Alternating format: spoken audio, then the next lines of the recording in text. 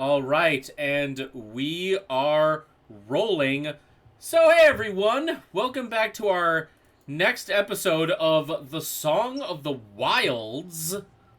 The fuck is that? I don't know what that is. I'm so lost and confused. Where am I now? I wouldn't be surprised if people need a memory refresher. We've been on like a month long. We have been on a. Okay, so for those of you who don't know, and I can't blame you if you've forgotten, because we have been on a month-long hiatus. The Song of the Wilds is my own personal homebrew campaign. It is also the very first campaign where I am acting as a dungeon master. Up until now, thank you for the host, Josh. Up until now, I've only ever been a player until I got frustrated of waiting for someone to make a game, so I decided to just make my own. It borrows some elements from like games like Monster Hunter, Dragon Age, like a bunch of stuff like that. Everyone here has lovingly agreed to be subjected to these long ass playtimes.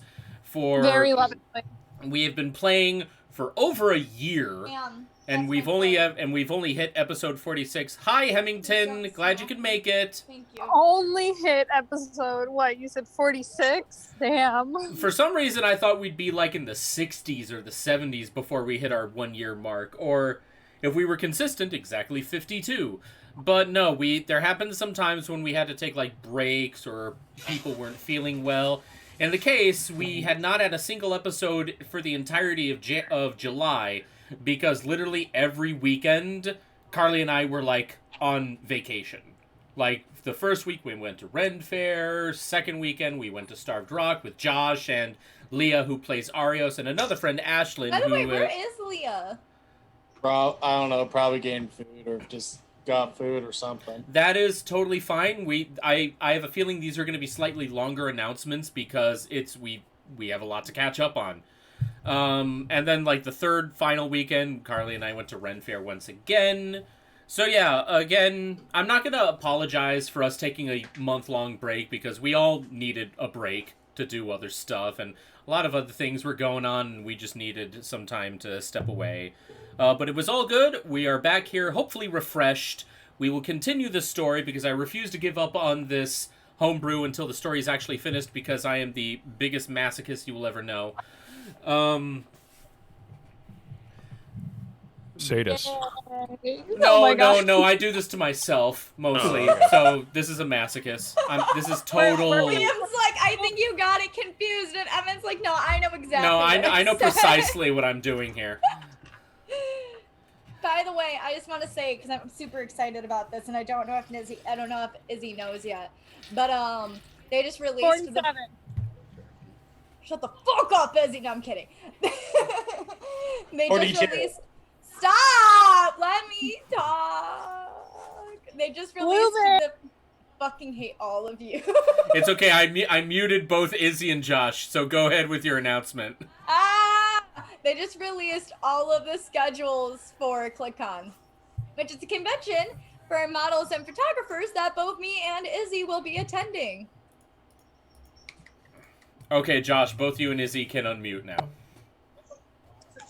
That's all I wanted to say. I'm not sure that's true, but that's okay. The Hemington says, almost a year subscription. Yeah, you've been like one of our more dedicated watchers, Hemington, so thank you so much. You are officially the team mom. Thanks, Mom. Thank you, Hamilton. Thank you, Mom. D&D Mom. I mean, that's true in some of us, in the case of some of us, so, but, you know. Hemington is everyone's mom. Yes. You She guys is- gave me and Evan the sweetest kids. She is my mom First now. Moved in here. Don't say it like that, Evan, please. I could make it really awkward, but I'm gonna keep it to myself. Good. Yeah, please. So yeah, to kind of continue with the recap, yeah, we've been playing for about a year, and recently we've been playing this whole side arc, simply called like the Fight Against the Sanctum. And typically, whenever I do big time arcs, I always invite a guest player to play with us, because I am a total sap who wants everyone to some extent to be included, whoever is interested. Josh DeHuman just subscribed. It's a 1 year anniversary. It is. I just re-upped my subscription to our Song in the Wilds, and it is officially this is my 12th month. So 12 months. Nice. Hosting you guys. Nice. Wow. Holy shit. Yep. But yes, this arc focuses more so on Troy's guest character, Count Marcus Adamar. There's no other way to pronounce that name. You have to say it like that. I do like that. Thank you guys again. Because of the best movie ever, A Knight's Tale. Ever. Yes, thank you again. I'm sorry, I will see your Knight's Tale and I will raise you Shrek 2. And I disagree. I still think A Knight's Tale is the best. Shrek 2 has the best soundtrack, but A Knight's Tale is a perfect film. Shrek 2 is technically a better film than A Knight's Tale, I would say, but it's got the better soundtrack. You think so? I don't know if I'd agree with that. The classic rock. Give me the classic rock of A Knight's Tale. I love the soundtrack of Shrek 2. And Shrek 2 has the best 5 seconds ever. Like, are you feeling at all repressed in any way? Not really. We don't even have dental. They don't even have dental. I'm sorry, but there's the whole dance, the random dancing in A Knight's Tale. And when he tries to just do an impromptu ballroom dance and it actually kind of works. And it turns into not just kind of works. Yeah, he gets everyone dancing. He gets everyone dancing. So it didn't just kind of work. It worked. It beyond worked. He just pretty much flipped the bird account Adamar. He's like, see my dance skills? I don't even know how to dance, and yet I'm dancing better than y'all. Yeah, well, freaking we all know Heath Ledger, rest his soul, was like a paladin of Queen, paladin of David Bowie. So it's like, So to me, A Knight's Tale is the best soundtrack just for the pure fact it has Thin Lizzy, multiple Queen songs and Thin Lizzy. Yes, we could debate that all evening, but here we are. Hemington says, Knight's Tale was the best. Saw it on Mother's Day the year it came out. Yeah. Oh, yeah. So sweet. My mom and I went and saw A Knight's Tale about 11 times in theaters. I think that me and my mom actually saw it on Mother's Day too, if I remember correctly. Could be totally off, but I remember seeing that in the theater with my mom and my sister. Oh god, I just realized I've been missing out on a freaking one-liner. Oh, gas. No. We'll play it out. If for some reason the character gets it, he gonna get it. If not, I'll talk about it after fact. Just before the final boss vanishes, you're like, oh. No, I wrote down the. You know my characters and their one-liners, all right? So I wrote this one down. But you know what though? So far, that's been the highlight of your arc, Troy. With the one-liners, yes. Yeah. All the one-liners. I love me a good one-liner, especially if it's a pun.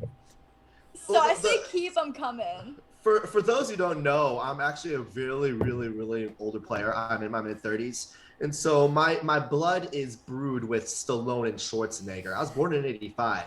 So you were? Yeah.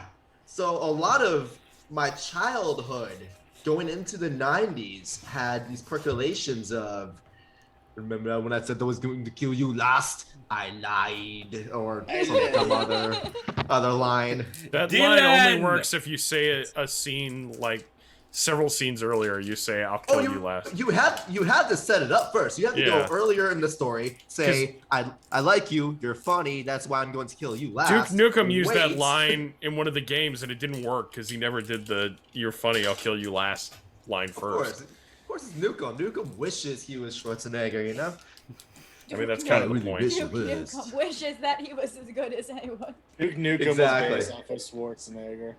Yes, with Dolph Lundgren's hair. We're gonna be talking about the balls. I actually met his voice actor in a game of Cards Against Humanity. He's very lovable. He's very cuddly. I heard the actor was great. Don't lie. He's fun. And also, weirdly, he goes to MacFest sometimes. And also, weirdly, he's the same voice actor as Big the Cat in all the Sonic games. Yeah, he's not anymore, but he was. Yeah, but let's face it, he will always be the true voice of Big the Cat. I guess so.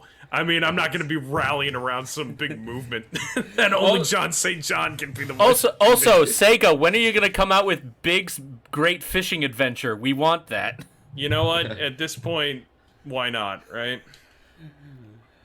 If anyone wants some Song of the Wild merch, like this awesome t-shirt or this blanket right here. You fucking planned this.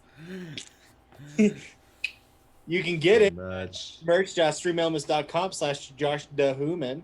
I can do Wonderful a testimonial. DM can provide at some point as in a link. I can do a testimonial because it's been too warm for me to wear it, but I have the hoodie that has Son of the Wild. Son of the Wild on it. Yeah. And it is one of my favorite because it feels like I'm wearing a blanket whenever I wear it. So 10 out of 10 would recommend. These shirts and the blankets are super nice. My cat actually loves laying upon the blankets. Super soft. Baby. I also see a t-shirt behind you, Josh. We have a Leah. Yes. Hey. It's a t-shirt that Bubba loves to lay upon because he misses his mom.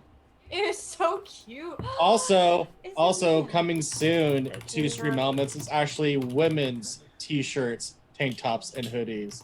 So I will actually be putting out merch for all that stuff coming soon. That pleases me. I might actually buy a t-shirt now. So yeah, women's styles t-shirts and hoodies and tank tops are coming out, as well as long sleeve shirts and zip up hoodies. So oh, I want to get a zip up hoodie. I know I'm gonna be updating my merch store here soon as well. So. I'm proud of you. As somebody that used to be your kind of sort of marketing manager and that kind of fell off because I got so busy. Good for you. You still can. You still can. You just gotta coordinate. I've been so busy. But yeah. Carly, can you be my manager for that stuff? Maybe. I mean, that was part of my major. So. Yeah. You know. I haven't even opened all my cherry bomb shit to like start on that costume. Carly. So it's been. Okay. When would I have had time for this? When you get home. When I get home, I want to chill. I don't want to make a fucking costume. On your days off. Maybe. Well, soon it's not going to be a maybe. Soon it's going to be like, I have to. And the sooner you get a head start on it, the less stressed out you'll be because you'll be less you'll be not as much I have to get this done every single evening the week before it occurs. You just do an hour a day. That's fair. Has anyone possibly heard from Kira and Jordan? Nope, and I haven't seen anything in the Discord either. But hi, babe. Welcome. Yeah. I'll see you. Leah's so pretty. Look at her hair. I know Damn. she's so pretty. You're so cute. Mm-hmm. I got him DM. I'm curious if she saw the dinner I made. I sent her a picture of the dinner I made. A fish. No, you Oh yeah, I caught yeah. on Friday. My stepdad and I caught 4 Chinook king salmons off the coast. What? So Chinook, also known as king salmon, is the largest kind of salmon you can catch, and it's salmon season right now here in Washington to go fishing for it. So my stepdad and I went, and you can catch 2 per person each day you go out fishing. So I caught 4, my stepdad caught 4. We caught 4 out of the 57 salmon that were caught that day, and there were over 100 boats that went out fishing that day. I always remember when I went to Seattle, all I would get is salmon sushi because it's the salmon in their sushi is the sushi phenomenal. The sushi here is great. We have a really large Japanese influence here when it comes to food. So the sushi here is very authentic, and it's all the product they use is pretty much caught off the coast of Washington. Yeah, even the airport sushi bar they had is still like far and wide better than Chicago's. Like by a mile. I mean, a lot of the restaurants actually at SeaTac are like, 4 to 5 star restaurant when it's like actual restaurants there. Yeah. Oh, yeah. Like not just the fast food places, because Seattle takes a lot of pride in their cuisine, and especially the fishy. Especially the sushi. So my stepdad we caught 4 salmon, and when I went back to visit my parents yesterday to help out with gardening and a lot of the chores and things like that around the house there that he needed to help out with. My stepdad had made sure to vacuum seal like a bunch of the salmon, so I have like 6 pounds of salmon in my freezer. 6 salmon in my freezer. So some of it smoked salmon. I have 4 jars of canned salmon, like you would do, like fresh canned salmon, and then like vacuum sealed actual like flanks of salmon. I decided to take one of those out and practice a recipe because all right, I'm back. I need to make sure I got my salmon cooking skills for when someone comes to visit in September. Guys, I will be right back. I just need to refill my water, but I got a message from Kira. They had to reset their internet router, but they are on their way. Yay! Awesome. Yeah. Let's give shots. We got Lauren back in the game, and Leah is here. How you all doing? Yee. Hello. Hello. Yes. Oh god. Now you're making me hungry for sushi. Oh jeez. Oh. I know. I've wanted sushi for days. Seriously. When you come visit Washington, I'll have to take you to some real good sushi here. Deal. Bomb sushi here.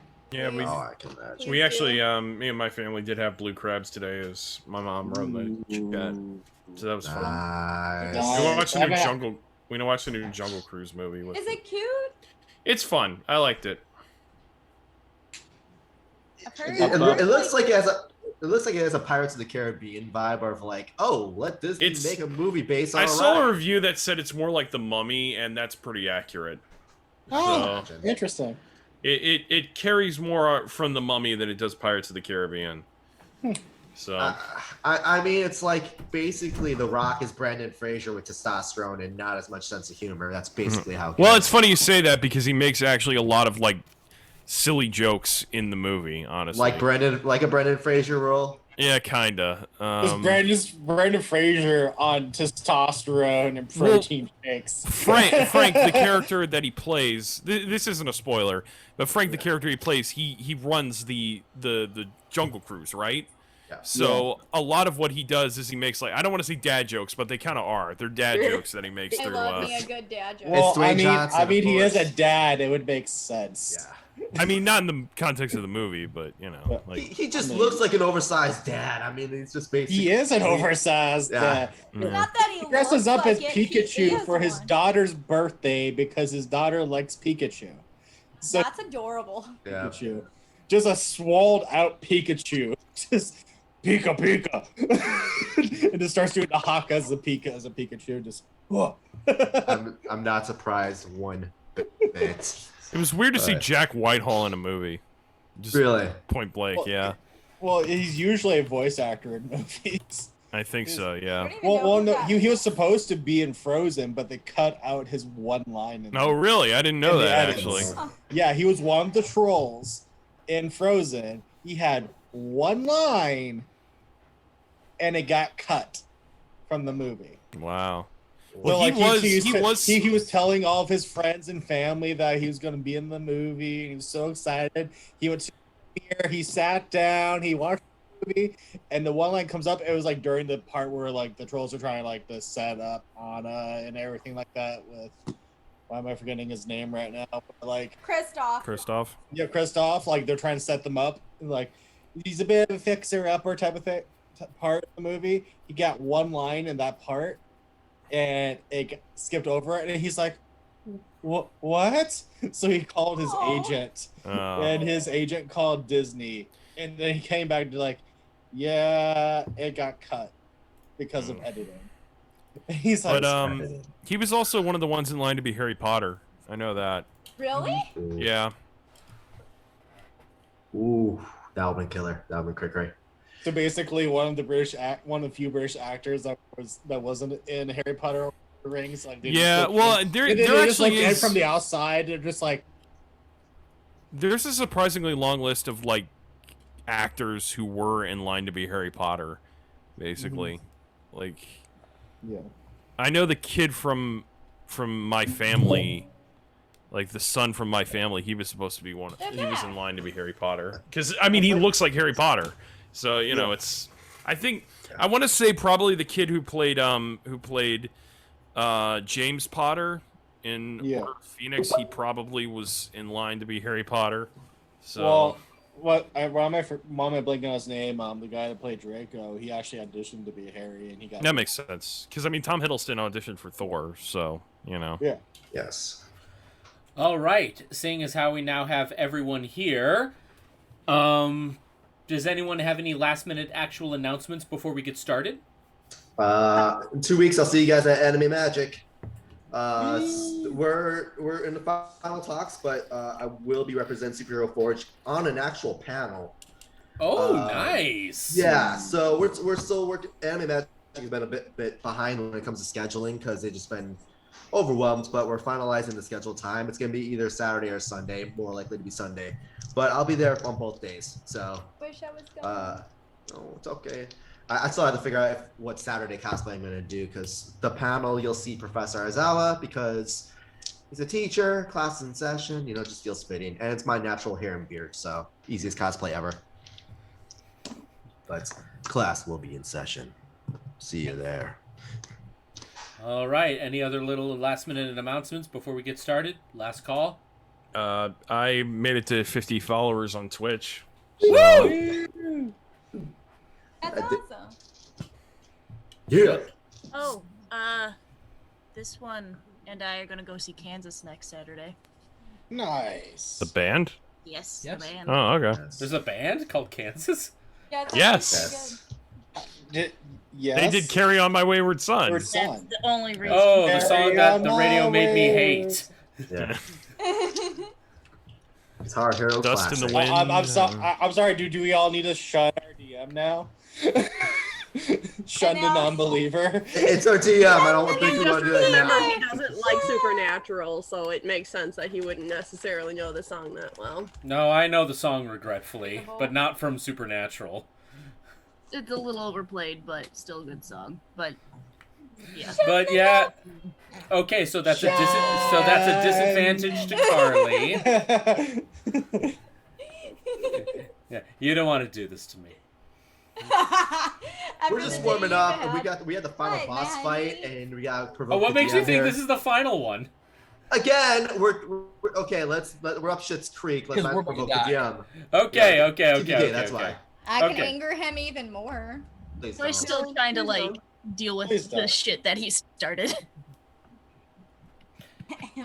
Okay. Anywho, so without further ado, let us continue with the Song of the Wilds episode. Yeah, I muted Carly. Let us continue with this. I don't trust you now. I mean, fair. As soon as I'm done with the intro, you can unmute yourself. Let us continue with the Song of the Wilds, episode 46, Into the Shadows. Yes. Shadow Realms. You've activated my trap card. Oh, I missed this music. And thanks to Sega and Panzer Dragoon for providing this music. We don't have the rights to it, but I love it so much. It's our intro music. Anywho, where we last left off, our group of intrepid hunter warriors, simply known as Big Dick Energy. Carly, I don't need to hear you to know what you're saying. I can read your lips very well. Oh, she can unmute. She speaks. She has words. It speaks. It speaks. You just freaked out Dinah. She's sitting here looking at me. Josh knows what I She quoted. just like looked at the door. Our group of intrepid hunter warriors, simply known as D, was simply known as Nut. He's nuts. They were having a big fight against King Gahoon when they found out that the king himself was actually in league with this cabal of black wizards known as the Sanctum. The fight against the king was actually going strangely not well in their favor because the king was able to show off some crazy like lightspeed monk skills that no one has ever really had to contend with before. But when it was clear that the party was not going down, the king decided to basically take the gloves off and started merging with those shades that everyone had been fighting ever since they first encountered the Sanctum. After a quick escape from the palace, the king himself now taking up a very massive Shadow of the Colossus-like form, bursting through the top of the castle. And strangely enough, he didn't seem to think this through and wasn't able to get through the castle, so he was stuck in there for now. We will see how that ends up. However, while everyone was busy evacuating the entire area, with the remaining Greyblades trying to keep everyone in an orderly fashion, Volthric himself showed up on the rooftop, and in a display of wanting to assist our group of hunter warriors, he revealed his true form and was showing off to everyone that he is a massive ancient silver dragon. And that, dear friends, is where we leave off. So, Group I'm D. glad you recounted all that. Because I honestly did not remember where we ended, but then as soon as you said that we found out that, what is his name? Rick? Volthric. Thank you. Volthric? was I a literally dragon. just said it like a minute ago. I know, that's what I'm saying is I'm thanking you. Oh, I thought you said thinking, like we were trying to think of the name. I'm trying to give you props, and you just don't take my like, gee, thanks, Evan, I forgot where we were. Props as in like sticks and swords and Yeah, that type of prop. Anywho, so, Group D. You see basically all of this happen before you. Volthric, in a massive tornado of wind and ice, transforms into a giant ancient silver dragon. With a mighty roar and a single flap of his wings, he launches himself from the rooftop of the Greyblades headquarters and is starting to fly around the colossal form that is Shadow Gahoon. As Gahoon, still pretty much stuck inside of his own palace. If you kind of recall, it's kind of like if you've played Shadow of the Colossus, think of the final Colossus where he kind of has like that weird thing of like building and structures around his legs and he can't exactly move. Kind of like that. He is stuck inside his own palace. This dragon is flying circles around him, blasting him with gouts of just pure ice. And while it actually is seemingly having an effect on him, even though none of your abilities have been able to have an effect on him until who knows what he's like now, all of a sudden, Gahoon, in his writhing of trying to get out of the palace, his left hand swings down and swats Volthric out of the sky. You see this massive dragon roaring out as you see his right wing is like bent now in a weird angle, and he crashes into the ground, coincidentally, right before you guys. So Group D, you see before you, this giant dragon is slowly like getting back on all fours. He kind of looks at his left wing, seems to be working just fine, looking at his right wing, and yeah, it's kind of like broken right there at the joint. How far away is he from us? He's literally right in front of you. Can I go to like touching like distance from him? Is Davina still in rage? No, I don't. No. think For the sake of plot, we'll say that her rage ended. Okay. All right. And do Excuse me. healing hands and restore 10 hit points to him and hopefully fix his wing a little bit. All right, you do that. His wing seems to kind of like twitch a bit into a better direction, but it's still not healed, like, completely. I mean, Apparently I helped a little bit. You I'm did sure help. with You did help a little bit. Volthric, at that moment, all of you hear an echoing inside your heads. And it's enough where even the little owl bear pops its head out of Eden's backpack and just kind of looks around. And then it looks at the dragon, and its pupils just dilate. Like, there is no eye anymore. It's just pupil. I want time. The dragon just kind of looks at you all, still very much in pain, and you just hear in your heads, this thing, it's too in tune with the darkness, but it's trapped there for now. I think I might be able to give you a chance. And at that moment, Volthric kind of, like, rears its head back, looking up towards the sky, and lets loose with this absolute blizzard out of its mouth. And you can see that he is now forming a... Right here. I'm sorry. And you can see now that Volthric is starting to create, using his ice breath... Volthric is Batman. God damn it, Arios. Go on. Just for the record, guys, if you want to message something funny or cute, put it in the Discord, because whenever you chat in Zoom, it shows up on stream. As you can see, he is taking his breath weapon, and he is actually creating a bridge of ice between the rooftop of Greyblade's headquarters, stretching all the way to Ga'Hoon. Wow. Ga'Hoon! What do you think we should do? We're not winning. We have to run. Run, fly. At the very least, we gotta fly. Ron, I just got here. Logan looks disappointed. Like I that. don't Just think we on can. his icy long sword, just wanting to fight. Can you turn that down? Evan? Yeah. Yeah, Oh, actually, so- that yeah. Yeah, that's loud. We're all debating. We look over. We're like, "Can you shut that down?" this is the fourth wall. But This is a calamity happening in the city. Why is the house band playing in the headquarters? We all Gentlemen, it just is when your turn. honor We playing all with you. just turn to Arios and say, "Is that you?" with that said, do we have any airships with some sort of armament? At that moment, you hear familiar. Did someone say airships? You got any with weapons by any chance? Oh, I think I got something.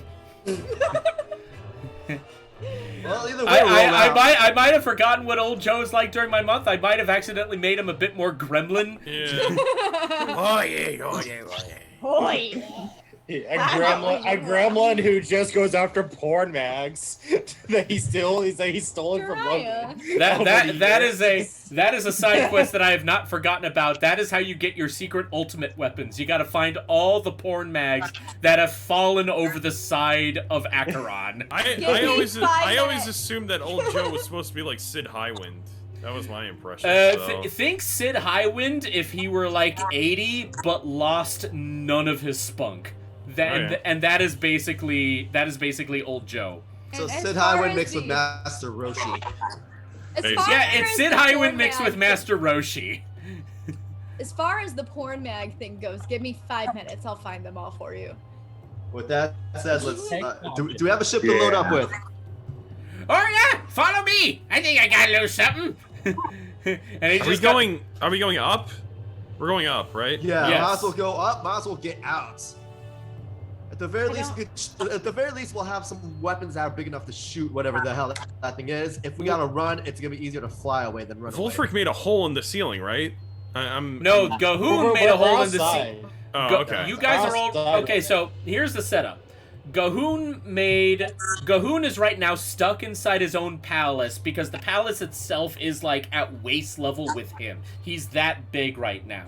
And to give you guys a fair chance, Volthric created a bridge of ice connecting the palace to Greyblade's headquarters. So yeah, you could take an airship over to Shadow Ga'Hoon, but you could also walk. I think we should walk because We saw what he did with Volfric. He just basically swatted him out of the sky. What if he does that with the airship? Arios, what did you have to say? What if we have, and I'm not proposing to completely split the party. However, hear me out. What if some of us go on the airship and provide cover fire from the airship, and then the others of us use the ice bridge to go over, and he'd be having to fight two different parties. I'm just scared of what's gonna happen to the people on the airship. Here's the thing. I mean, if those on the airship are far enough away when they're shooting long-range weaponry. That's true. Tell you what. Safe to say the city is lost at this point. Yeah. Although we're not abandoning the city, we have gone too far to do that. Well, either way, we're gonna need some bigger guns, and I got a feeling they're on the airship. Oh, God bless you. Logan looks at the party and goes, "Who here is any good with firearms?" You mean besides me? Yes, besides you. Oh, okay. I guess me. Well, it would be under weapons. You're under And it would weapons. be It would tell you if Coco, you're good, if probably, you're too. specialized in firearms. Nope. No? I'm the big I'm a sword. little shook I would by say that. if you also have long range weaponry Yeah. I am. or spells. I mean, I have a crossbow. Wait, Josh, Well, where would well- that be? Under proficiencies in languages, there's the weapons part. It would say like long range weaponry or crossbow or firearms. Because for me, I have firearms for Logan. Nope. I am not. Nope. Proficiencies in languages. Yeah, it's under. Yeah. It's bottom right. Bottom left. on Bomb D&D. left of your character sheet on D&D. Oh, okay. I'm good at martial Yeah, no. weapons or material weapons and Nothing. sample weapons. I am. I'm proficient in firearms. I figured. So Logan would be like, those of us that are good. I'm not gonna do his voice because his voice is all raspy right now. My throat hurts. But those of us who are good with firearms, how about we go on ship and we use that and we provide cover fire for that while the rest of them go up and fight from the ground. Good. That bridge that was created, that was a way for us to retreat back to headquarters. Mhm. Well, that was designed. That was what it was for. All right. Well, the design is for us to be able to get to Gahoon. Gahoon. Gahoon. Oh, Yeah. yeah. Because yeah. the only problem is if we run now, although I love the idea of running to fight another day, he will just possibly get stronger and bigger, and we'll just have to fight him later. You're right. All right. Arios is correct. Maybe a slight split would be fine. Whoever is proficient in firing the cannons, take the airship, provide cover and fire. If the guys on the ground are in way too much trouble, just have the airship drop some ropes or drop some rope ladders, extract us out of there. Or have the flyers take us to the airship. As long as you guys stay way out of range of those arms, fire the cannons in an arc, try not to hit us, we should be all right.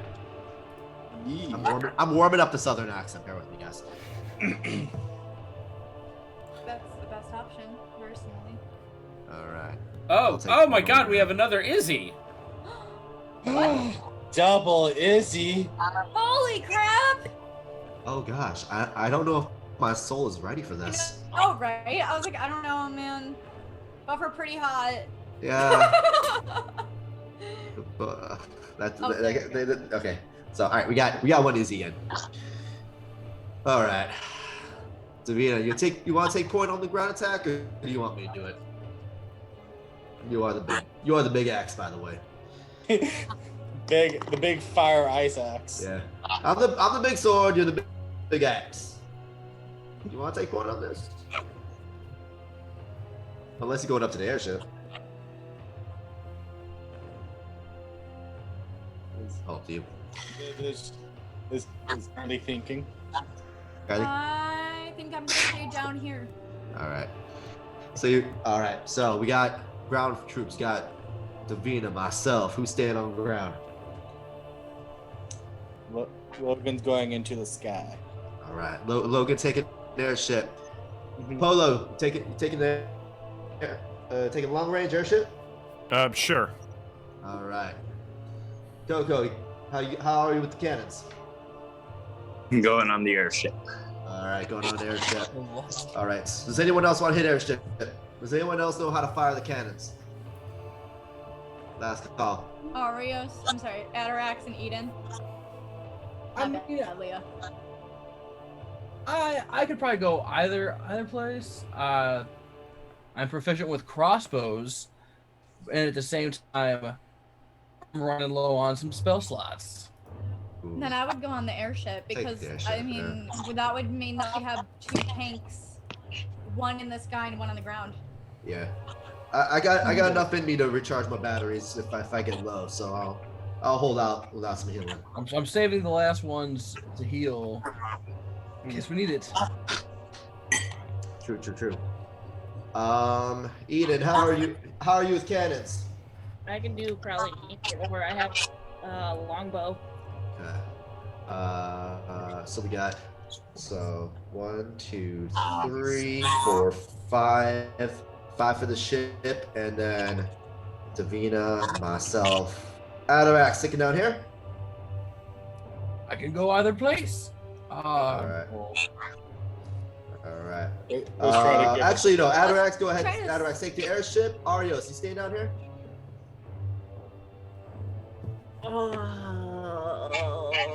I don't have my levitate anymore. Hey, old Joe, you got crossbows on the ship, right? Oh yeah, I got crossbows, I got harpoons, I got cannons, I got my trusty silver rifle. I mean, what do you need? Short ones, long ones, some is amazing. Awesome, because I am proficient with crossbows, and I do not have my Mingle with the Wind ability anymore because I already used it. Not had a long rest. Oh dear, I'm sorry about that. All Can't right. find no more. Here's So a word. Here's a Werther's original. So right Why now, is it Farm somehow remembers. hard and also soft and Farm chewy at the same time? just playing good. So on ground, it's gonna be myself. It's gonna be Davina. And do we want one more? Do we want, say, Eden? You going up? Or you staying down? We can't just have 2 people on the ground, y'all. Who wants to take the ground with us? I mean, technically, haven't committed to anything.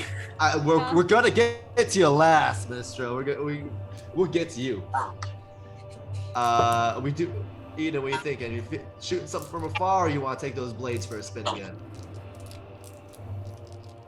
So, Kira will be right back.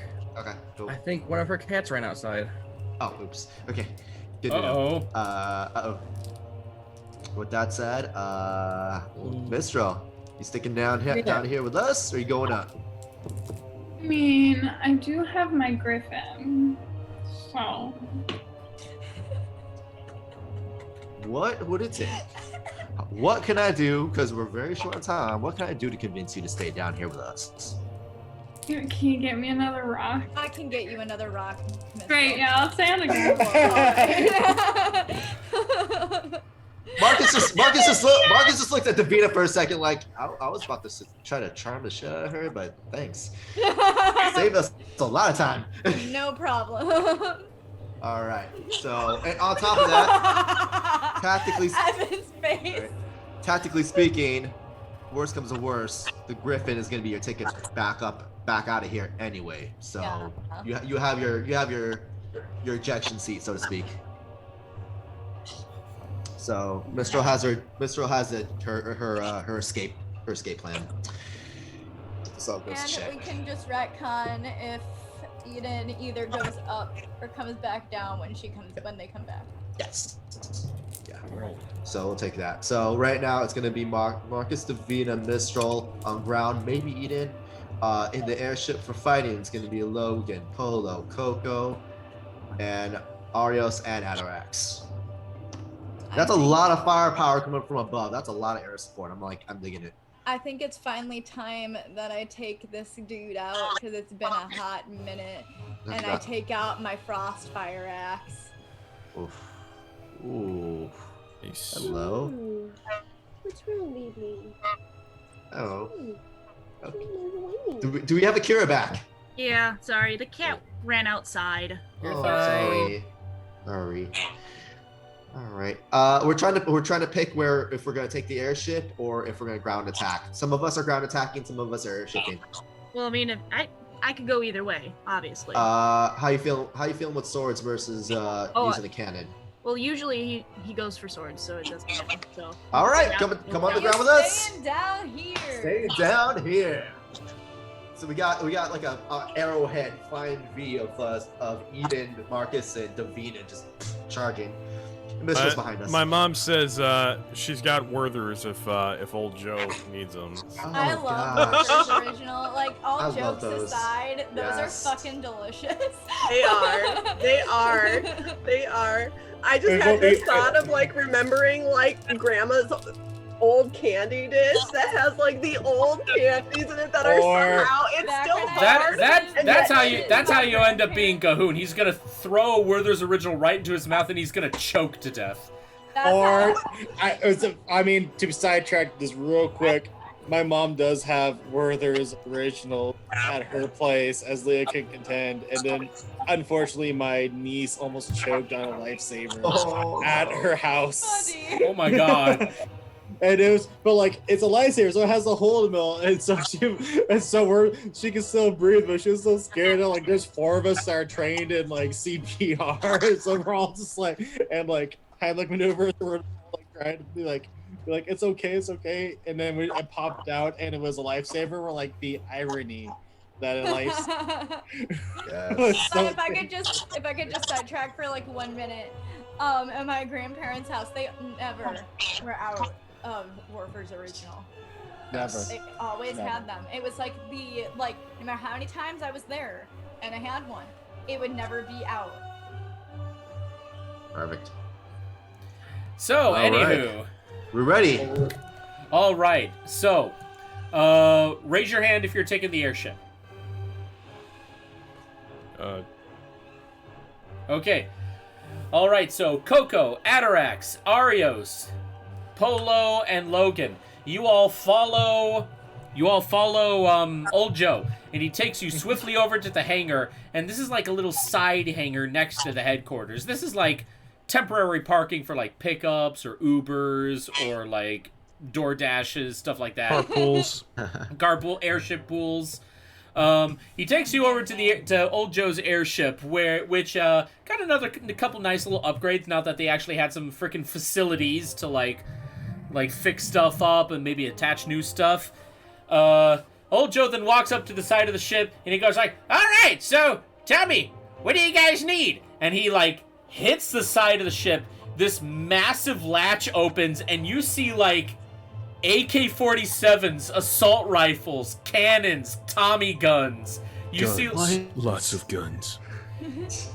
you see guns that do not belong in this time period for some reason, and yet they're here.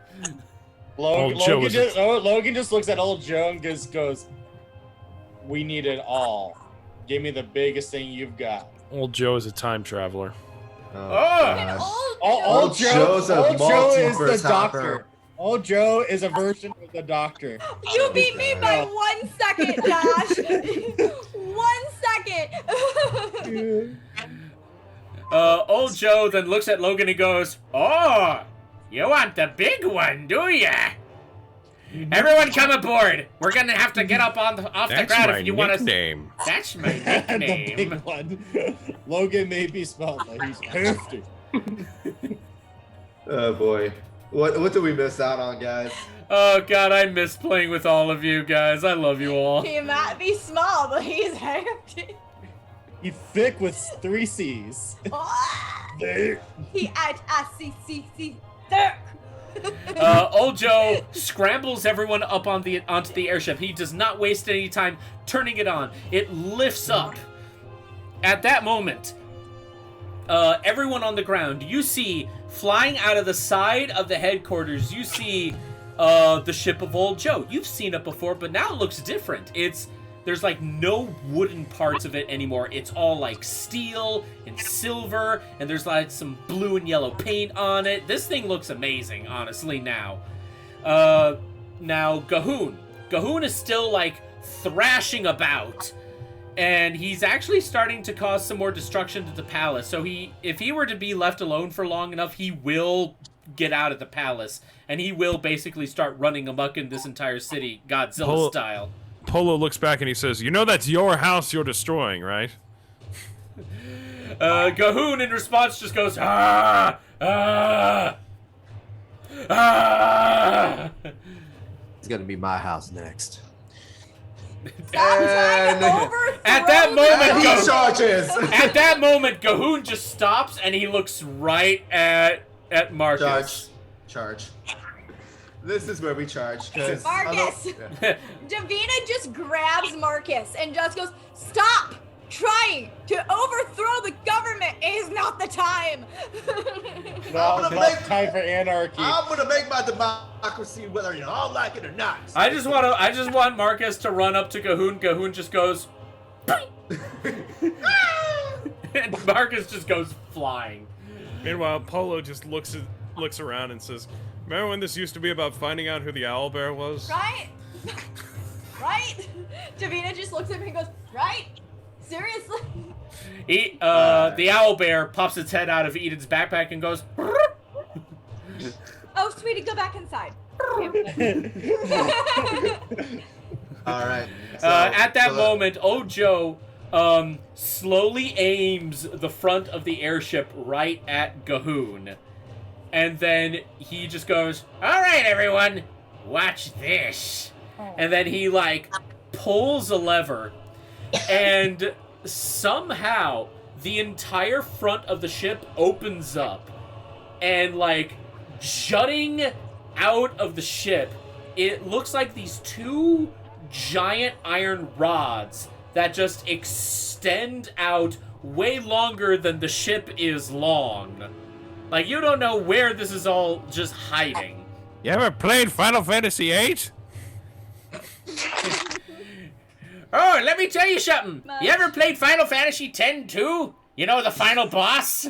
No. Spoilers. Oh, gosh. Spoilers. You ever watch One Piece and just wonder how shit works there? Oh, that's my favorite Anabu.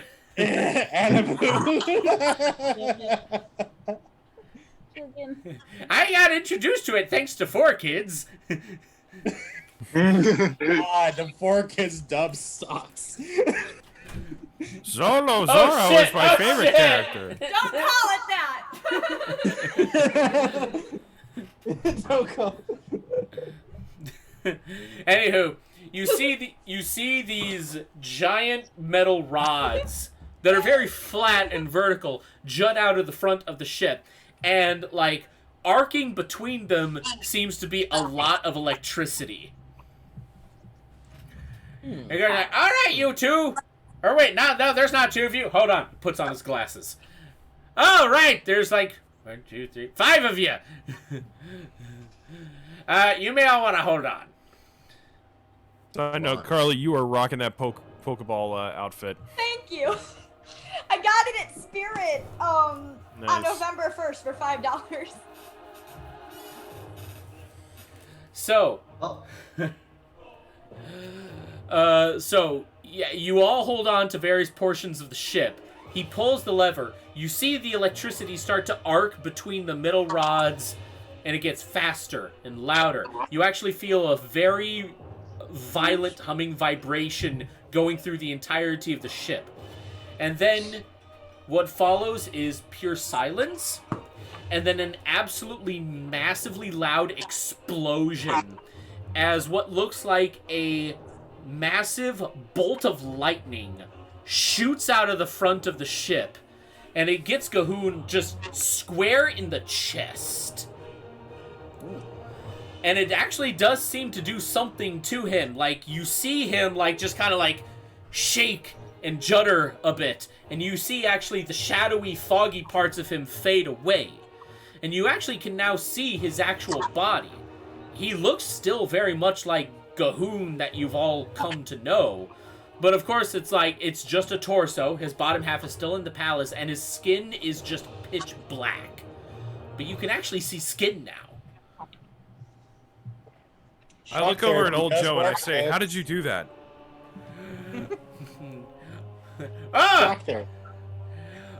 It's just a little something I've been wanting to cook up for quite a while. That can defeat otherworldly demons. Oh, no, not at all. All this did was just possibly clear away a path so that you can all actually do some damage. Besides, it's gonna take about an hour for this thing to recharge. This was a plot device.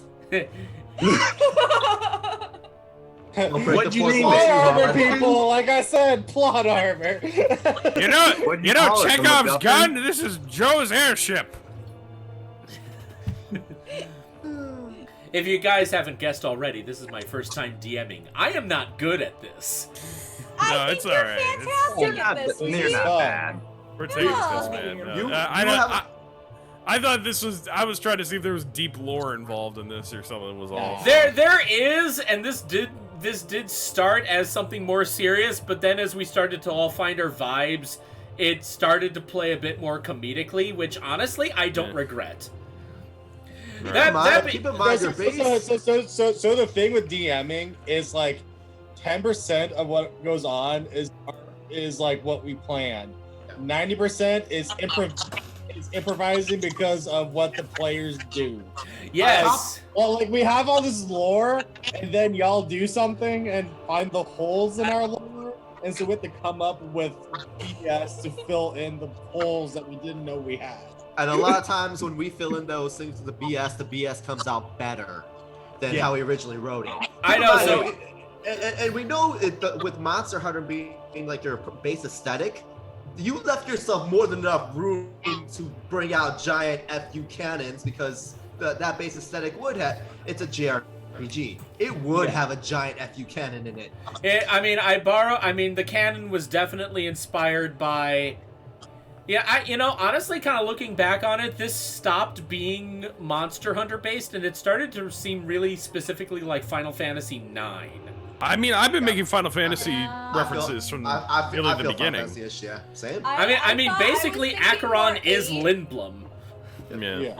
That's true. Never mind. I retract me. And a lot of the Greyblade stuff I noticed was very similar to how things are set up in Final Fantasy XIV. Yeah. So. Kind of. I wasn't actually thinking of 14. Back when I first started this campaign, I kind of stopped playing FF14, and I only just started back up like a couple weeks ago. And then I somehow got everyone in my Archivist server playing as well. It's fun. It's already playing game. I just got to level 21. Oh.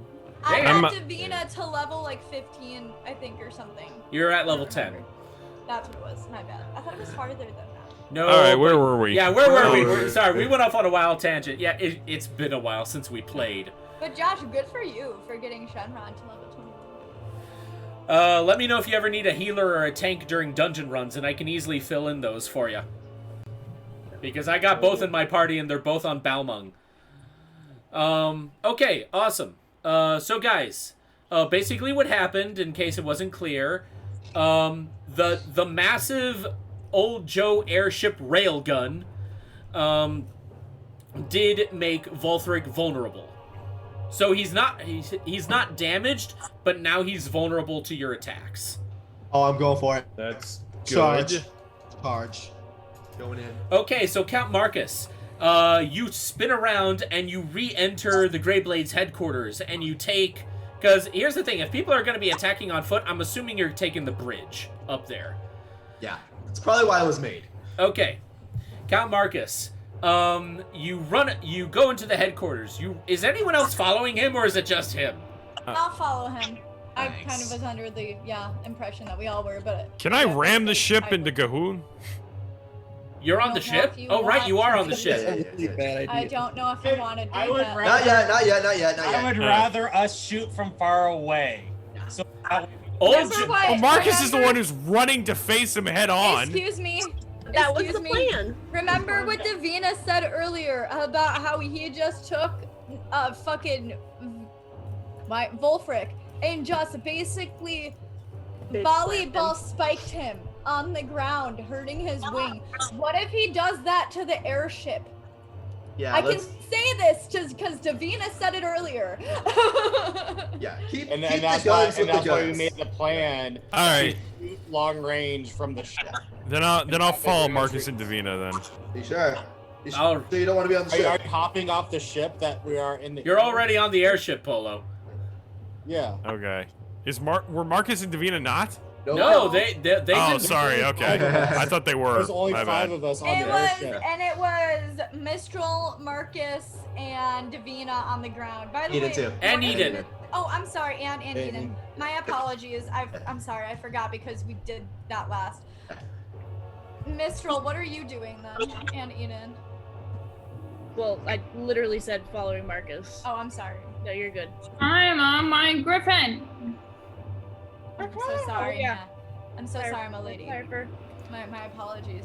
I'm Okay. elegantly riding my griffin, watching over you. Sorry, princess. Appreciate that. All right. So while Marcus, Eden, and Davina run into the headquarters of the Graveblades, go up to the rooftop, and you start traversing the bridge, gunning straight towards Gahoon, who seems to notice you by now, and you're basically like chest height with him right now. He's that big. Meanwhile, you see this flaming obsidian griffin fly up towards the bridge, and you see Mistral riding on top of it, riding side saddle like a lady. Even somehow in like the middle of a fight, her makeup and her hair are like perfect. And despite like the extreme flight of the griffin, her hair is just billowing in the breeze with such amazing grace. So she's Fabio. Yeah, she has 24/7 Fabio hair. Mr. DM. Yes. Quick question for you: is Volfric still like mobile and doing his like whole Volfric thing with his breath? No, the bridge has been made, so he stopped that before you guys got on the airship. But now he's kind of like hobbled off to make sure that his wing is healed up. Got you. In case anything else like that happens, I'm gonna cast Elemental Protection with my Frostfire Axe, which prevents me and my party members with me from wisdom and survival checks against extreme weather. All right. What are you casting it on? Just kind of on the party in general, you said? Yeah. Okay, just want to make sure I understood. My bad. I thought I specified that. All right. So, all of you, in some form or another, get on top of the ice bridge, and you are now. Hey, you know, it actually now kind of looks like a Final Fantasy fight, because now there's like actually 4 of you standing in a line right up against the giant, massive frame of Gahoon himself. Does that make the 5 of us on a ship the summoning? Sort of. I was thinking like Did Ghost we- Recon air support, but you know, let's roll it. I mean, You guys are if we're summon. going Final Fantasy here, then the four people on the ground are the fighters, like, and then those Airships a summon, yeah. Davina, after this battle, can you say could kill for a shower? Right. Got you. At that moment, old Joe goes like, you know, I never told you what I actually named my ship. I lost a bet, so I had to pick a name that someone else wanted. So he like points to the side and it says Doom Train for some reason. Doom Oh no. That's fucking sweet. I swear you were gonna call it Knights of the Round. I lost a race with Riku and I had to call it Highwind. Oh gosh. That fight. That sucks. Riku got better in the end. Yeah. He did. It He took did him got better. took him 13 games. Yes. If you haven't guessed, I love Final Fantasy. Anywho, Yes. really? We all do. Oh. Go All right. on. We all do. all right, so here is how we're gonna do this fight, and we're gonna modify this fight a little bit so that it's sped up, because we know this is a big epic fight and we want to be able to try to actually get through this. So here's what we're going to do. The 4 of you that are on the bridge, you are all going to have your each individual initiative rolls. Now, everyone on the ship, everyone on the ship, the ship itself is going to have its own single initiative. So each of the 5 people are going to count as one character.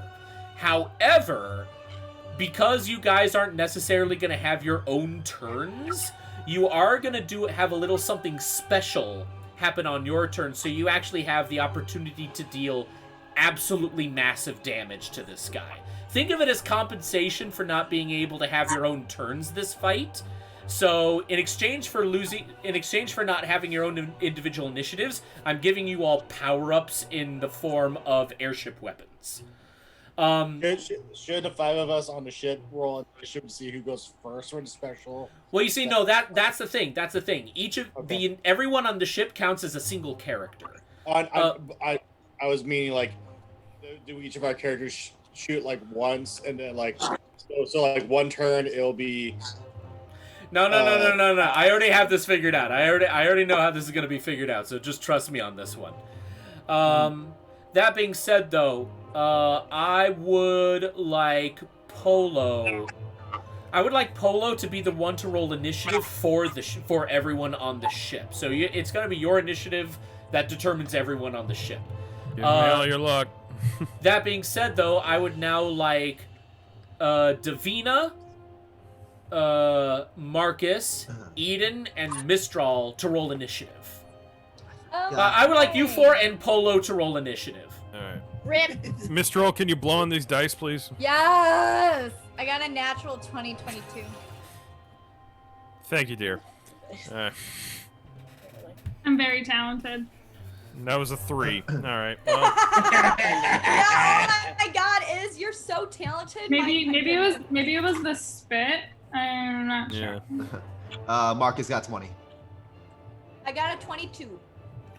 All right, give me just a moment because I'm an idiot and I forgot to actually open up a thing here. You're not an idiot. You just had a moment of. All right, Polo, what did you roll? A 3. 3. All right. Davina, what did you roll? A 22. All right. Gonna be a good night. Eden, last time Mistral blows on my dice. Eden, what did you roll? I rolled 11. 11. Marcus, what did you roll? 20. Just a straight 20? Yes. Okay. And Mistral, what did you roll? I rolled a 16.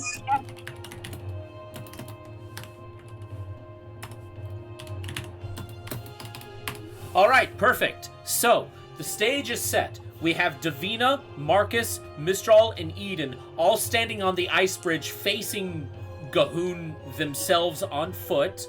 And then we have the ship basically making circles around Gahoon. Salute. Our girl. All right. Gesundheit. All right, here's what we're going to do. Davina, you're up first. What do you do? I'm going to, for my first action, well, actually, because it's been so long since I've done this, Mr. Dam, I would like to rage. You don't need my permission for that. I wanted to say it. Let me have this. So I would like to rage. And then for my first action, I would like to use Ice Spike. Oh, okay. Where a giant spike comes out of my axe, and I can shoot it at a creature. I swear, I thought you said an ice spike comes out of your ass. Yeah. I literally was about to say the same thing. That's what I heard too. Comes out of my weapon. Yes. Okay. Your ass is your weapon. I mean, an axe can be a weapon. Ask Arios. I mean, I have been dancing since I was 2, so it's the strongest part of my body is my legs and my lower half. But anyway, and I get a 10-point bonus. So give me 1 second to see if it hits. By the way, sorry if I got like windows popping up on my screen. Like something is getting installed. There we go. Oh, I have to wield that in order for me to roll for it. Okay, so because it doesn't have like the thing for me to roll, I just am gonna wield my great axe because it's essentially not the same thing, but it's the same like stats. And I'm gonna see if I hit.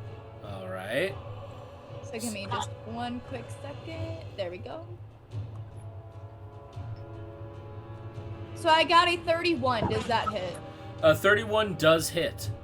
Cool. And then 3d8 cold damage. So give me 1 second.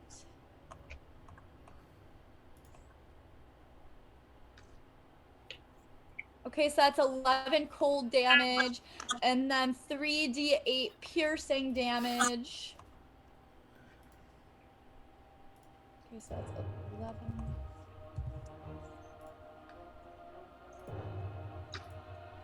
So that'd be 29 points of damage. All right, 29. And then I'm not done. Oh. I get a second attack.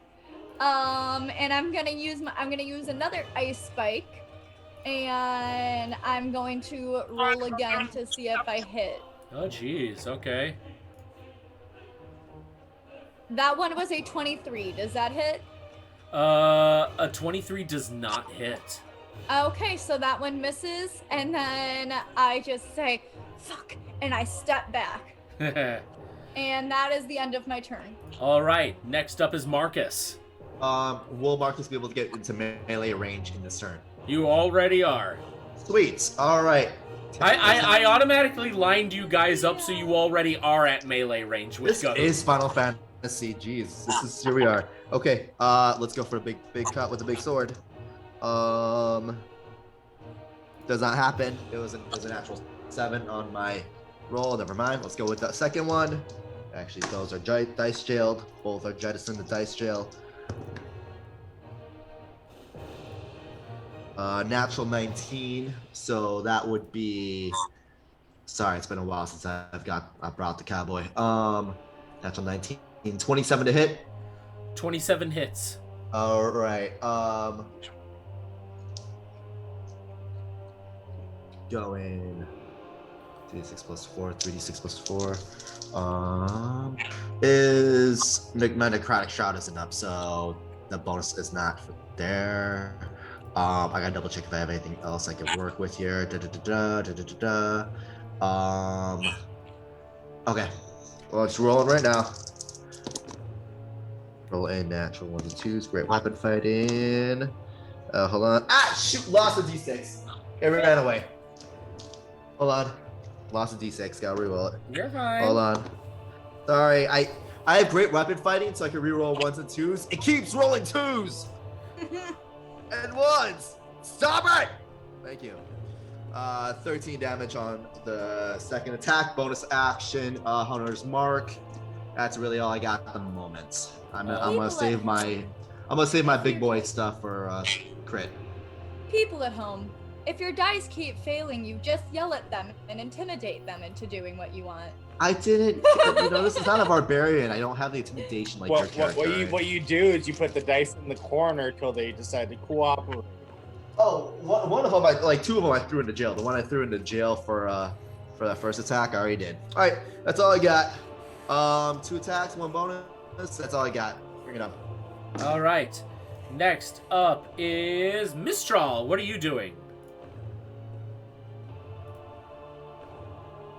First, I'll unmute myself, and then I am going to direct my griffin to use their multi-attack, which they attack with their beak and their claws at the same time. I want to fly in and hit them.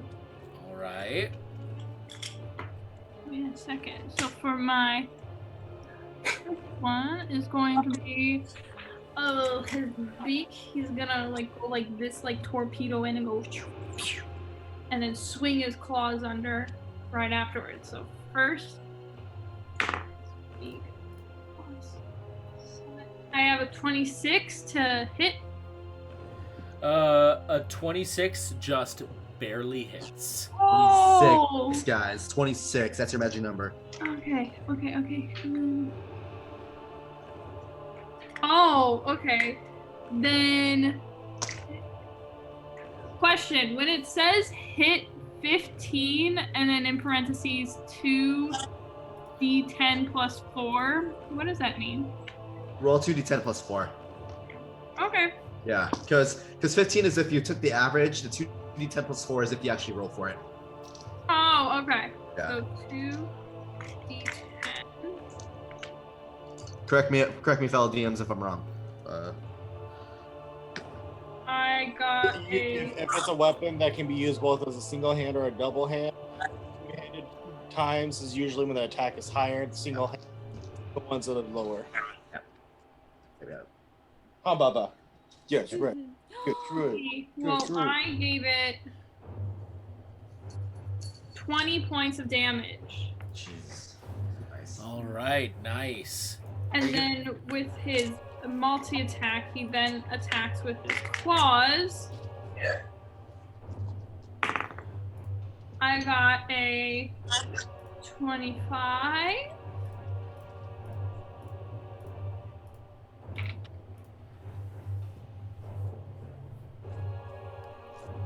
Hello? Hello? Oh, I thought you still had more. I was waiting for you. Oh, I was making sure a 25 hit. 25 does not hit. Ah, okay, fine. Oh, it is a 26. The AC is 26, everybody. Yeah. Glad I could help figure that out. Well, that is, and then to round out my turn, I am going to give my last bardic inspiration.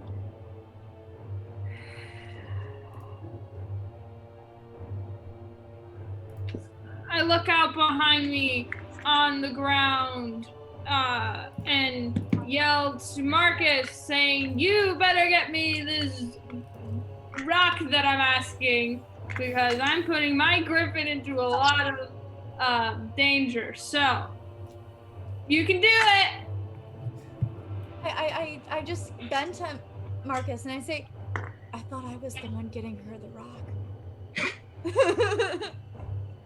Hey, mom, girl. Are you guys like actually like penguins or something?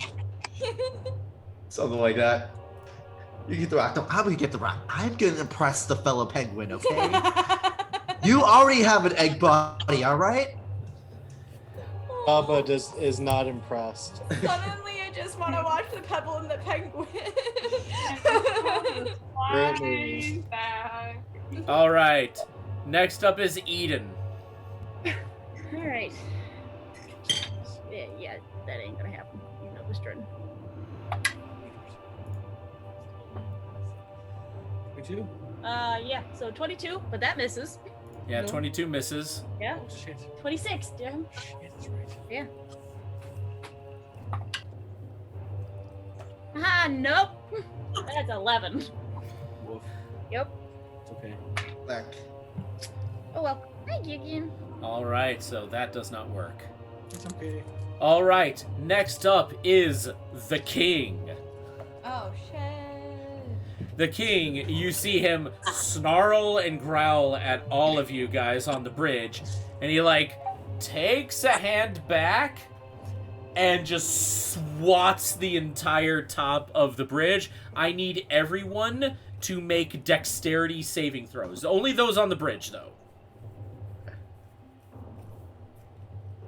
Are there only those on the bridge? Okay. That great. Yeah, Baba, we safe. You good. I knew I should have casted haste on my last spell slot, but oh, this is gonna I be got fun. an 11. I got an 18. Oh, big purse.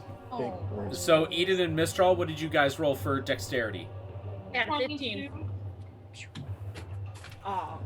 Okay, so as you guys take a look at this giant hand that just swats the entire top of the bridge, Davina, unfortunately, you were not able to fly away in time, and it easily, like, got you in the back of the leg. And it's a miracle that your leg is not broken, but it hurts so horrible. So Do I take any damage? you do, unfortunately. Yeah, I figured. You take 24 points of bludgeoning damage.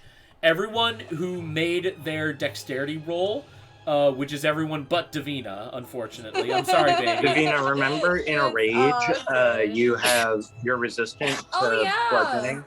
So you're resistant. Okay, so then you only get 12. Okay, so I give myself back 12 then. Yeah, give yourself back 12. Meanwhile, I forgot about that. Meanwhile, everyone who did make their dexterity saving throws, you only take half damage, so all of you only take 12 as well. Got it. All right. That is actually going to be it for King Gahoon. Now comes the fun part. I'm excited to see what you're going to do with this. All right, so here's what we're going to do. Polo. Because I've officially made you the representative for everyone on the ship. All right. I would like you to roll to attack. Roll to attack. Is that a D20? D20. Now because you're on a ship, however, the AC that you have to meet is going to be different than what everyone else on foot is meeting. Because you're on a ship, you have different weapons, so the circumstances of your initiative are different. So you have a different number to meet. So go ahead and roll me a roll to attack. All right.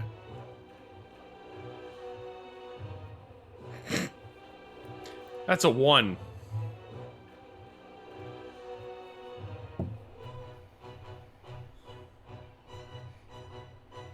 You made a grave error, Evan.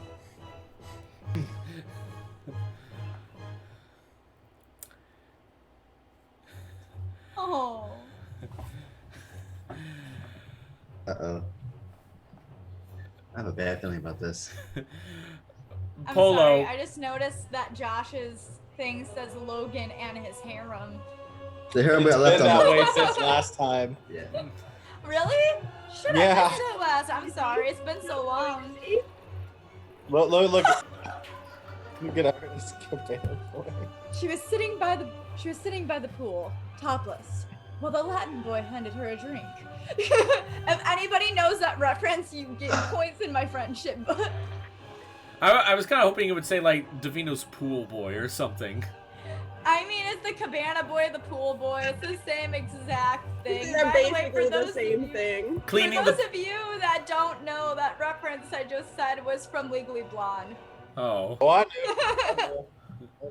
do. Polo, out of curiosity, when you were rolling that D20, was it just a straight roll with no modifiers? Yeah. Okay.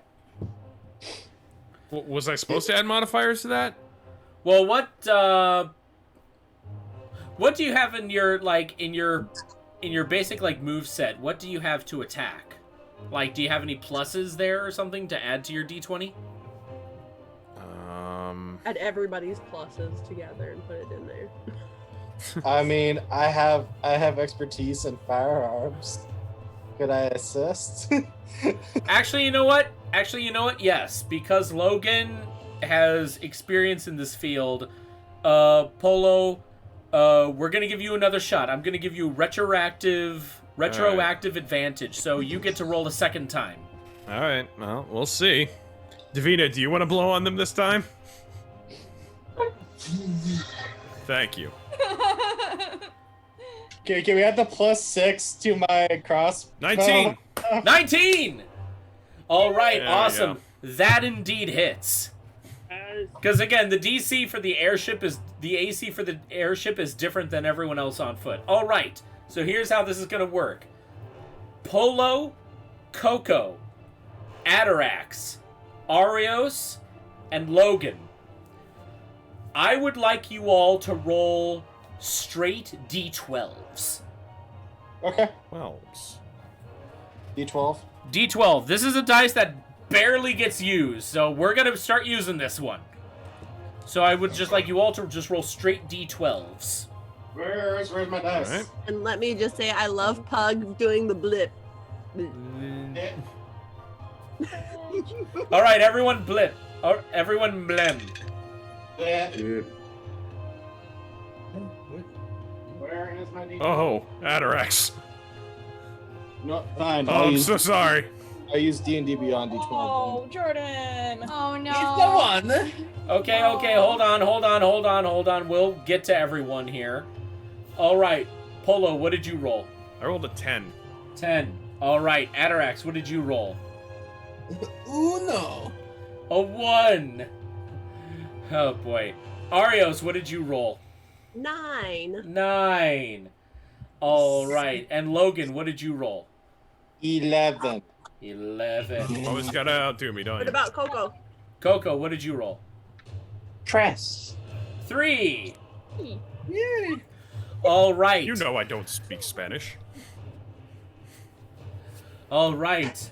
Adding all of those together, you guys shoot a massive cannon that gets Gahoon right in the side of the face, and he takes 34 points of bludgeoning damage. So basically, here's how the airship turn is going to work. I'm going to select someone to roll to attack. This time it was Polo. So next time it's going to be someone else. And then should you make the roll, all of you roll your d12s, and we're going to add them all together, and then that's how much damage Gahoon takes. Nope. All right, and with that said, we are now at the top of the round. So back to Davina. Alrighty, so I'm gonna go ahead and am I in swiping damage of him? Yeah, everyone is in melee range. I'm going to take one swipe with my. Oh wait, I don't think I can do that with this.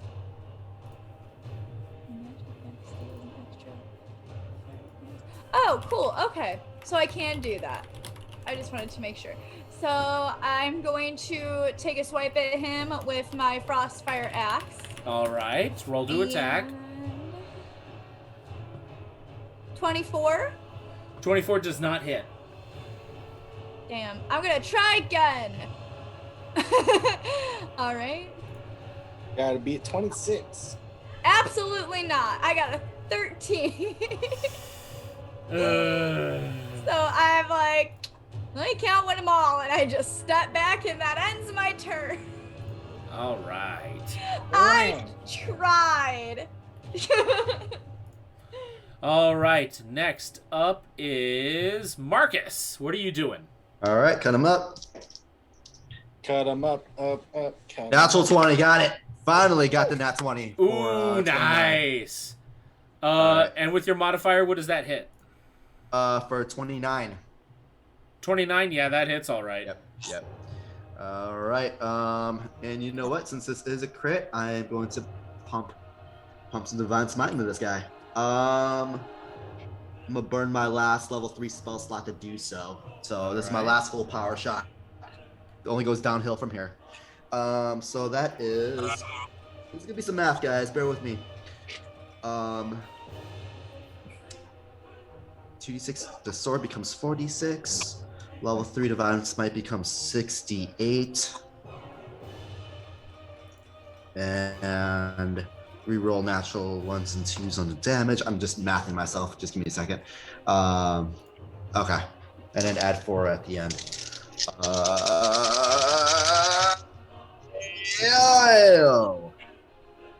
Reroll that. Reroll that. Okay. 5, 10, 15, 20, 35, 39, 43, 47 points of damage. Yeah. Yeah. Why did you do rerolls? Great weapon fighting. Reroll 1s and 2s on damage. Yep. I'm not angry or anything. That's fine. It's That's a fine great that you feat. did that. And once you get to level 12, and you can add either like points to your skills or your feat, add that feat, and she'll be able to do that. I will. And keep in mind, the whole point of Vengeance Paladins is that is the jackpot hit. So you basically burn your spell slots for bigger crits. 47 points of damage on the first attack. Going for attack number 2. Hope for the best. Yeah.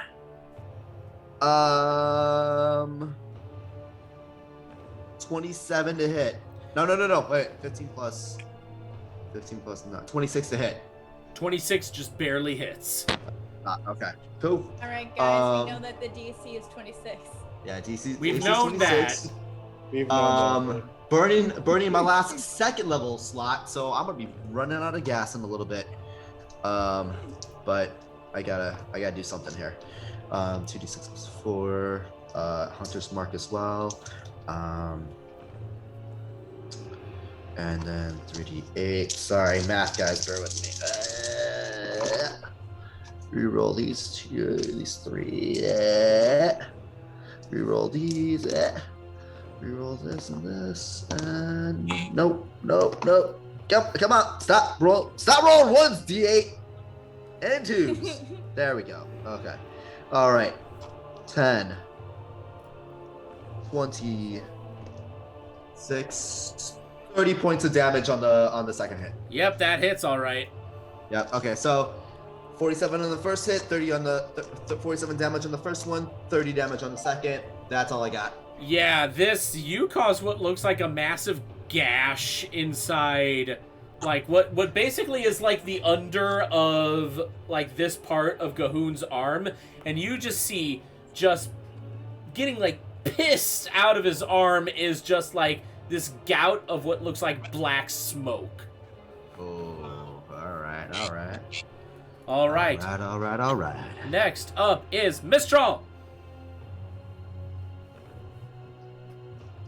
Okay, are you ready? Are you ready for my attack? I'm gonna defeat him. Yes, I am ready for your attack.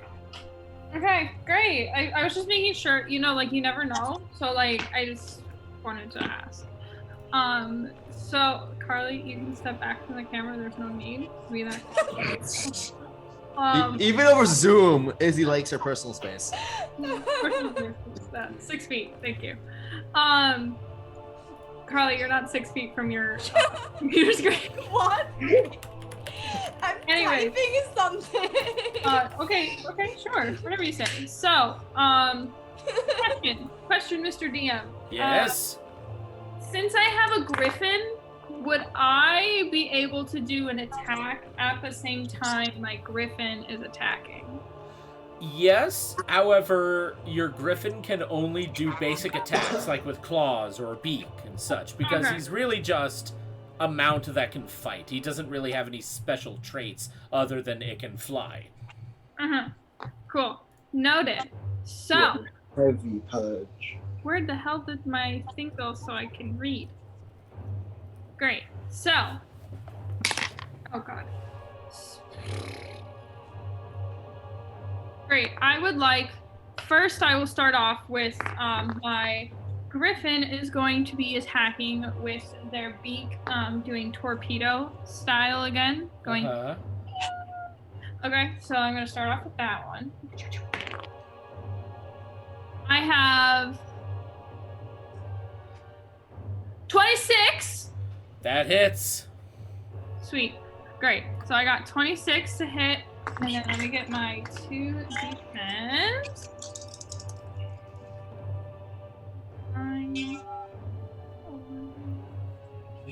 15 piercing damage. All right, nice. Yep. And then at the same time that is happening, Mistral is casting Vicious Mockery. Oh no.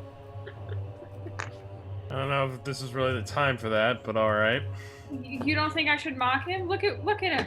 I'm gonna be talking about how he destroyed his own home and how he can't even get out of it. I'm gonna be shouting at him saying, "Oh, you buffoon! You thought you were so smart to grow to this size, but you can't even move from where you lie." And Gahoon's so fat when he sits around the house, he sits around the house. I'm gonna. He's so big that the big and tall told him they had to go to a different store because they had. So I am level 10, so that means I can use this. Okay, so first I would like to point out, Mr. DM, he will need to succeed a saving throw of 17, or else he shall fear my psychic damage to his mental health. Not a problem. Give me just a moment. What was the DC? 17. Yeah, he got a dirty 20. Ooh. How about we just like get rid of his pluses and let's just say he failed it. All right. Next, are you done with your turn? Yes, I am done with my turn, and I go, you buffoon. You cannot even comprehend the insults. That's how dumb you are. Ha ha ha ha ha. All right, next up is Eden. I love that. See if I can actually hit anything during this game. Yeah, that's funny. Hold on, let me blow on it. 18 plus 6, math? 24. 24, I was close. Unfortunately, 24 does not hit. That's pretty close to me. Yeah, it was close enough. I got a fucking 20, so 26 on the dot. Yes! What? You have to quit the hit? Wow. Oh no. Oh god. But at least if you hit, you crit. So yeah, bring it on. Oh, I do crit. Yeah. Put that on a shirt. If you crit, you hit. I can do that. Write that down. Yeah. 3, so 5. Total. I'm at So 3, it's 8. 8 damage? How much damage? 8. Okay, but you got a nat 20, so doesn't that double? Yeah, that was the double. She rolled a 3 on the damage dice. Yeah. Which doubles to 6. Okay. Math. So Math is hard. okay, so it's already doubled. Yeah, we already doubled it. Okay, gotcha. So 8 damage. But okay. Hence. All right. You doing anything else this turn? No, I can only attack twice. All right, awesome. All right, next up is Gahoon. All of you up on the bridge, you see him take what looks like a massive deep breath, and then as soon as he exhales, he lets out a massive, just a thick fog of black smoke all around you. I would like you 4 on the bridge to roll Constitution saving throws. Friendly fire. Okay. I got a 21. And I just realized that I'm a huge idiot and wasn't taking into account the fact that I'm enraged. Yeah. So I probably did hit, but that's okay. I remember now for later. What was Constitution you said? Yep. Natural 2 for 6. Ooh. Boy. I'm ready. I got it. I give me some damage. I want some pain. I'm feeling some pain. Troy's getting way too into character, and that's okay. Just wait till I get some bourbon from Kentucky, then we'll talk. So I got a 14. I got a 22. Okay. That's adorable. Who said that? All right. So Davina, what'd you roll? I got a 22. Marcus, what did you roll? 6. Mistral, what did you roll? 17. And Eden, what did you roll? 14. All right, so Eden and Marcus. Oh. Yeah. Give it to me, baby. You. Do it now. Fuck. Eden and Marcus, you both are now poisoned. Wait, really? Okay. Wait, what? You're poisoned. No damage, just poisoned. You're poisoned. Oh, I haven't done the damage yet. I was still taking in your reactions for me telling you that you're poisoned. Okay, go on. I feed on your reaction. I feed on your fear. Nope. Get starving, boy, because you ain't getting none from me. I'll take that as a challenge. So, with that, you both take... Oh. You can do it. Marcus, what HP are you at right now? 60.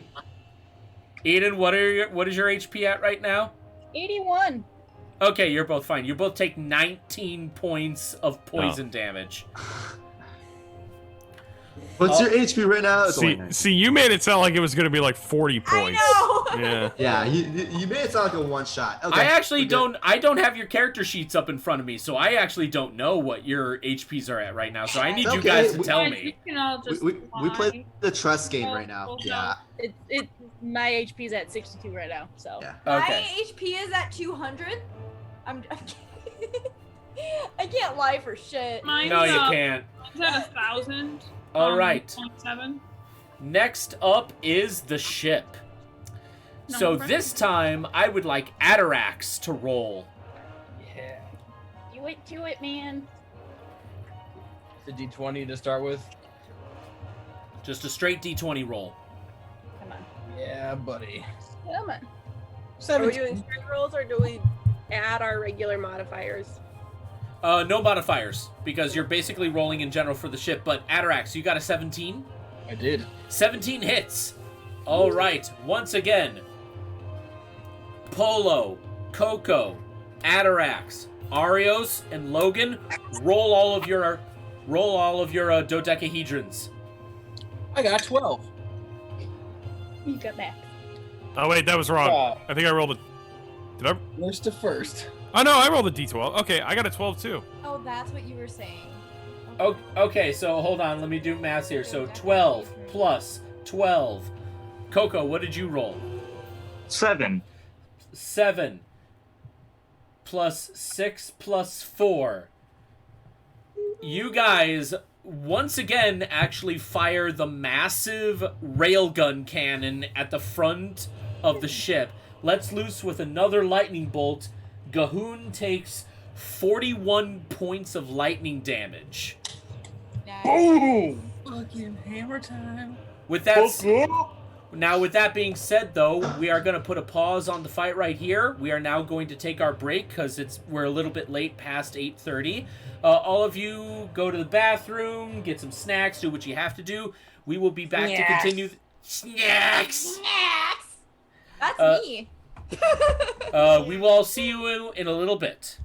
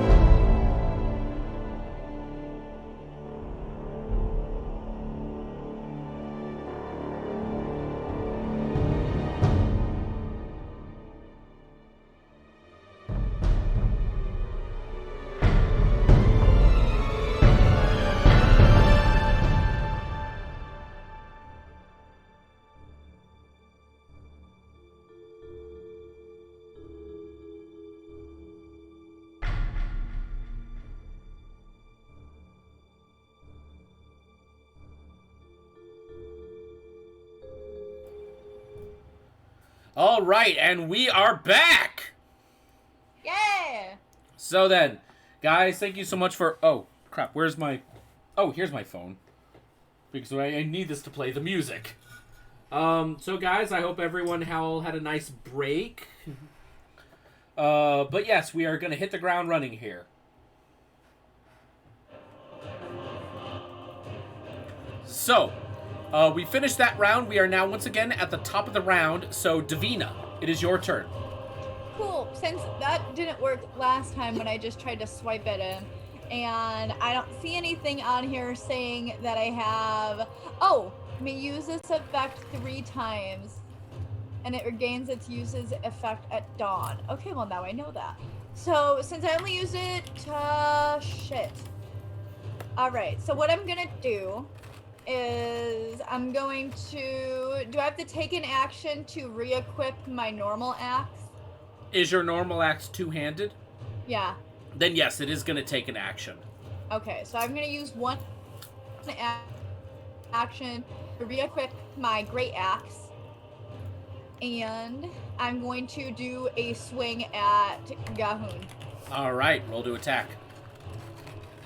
Alright, and then I got a 13, so that one don't hit. Yeah, that does not hit.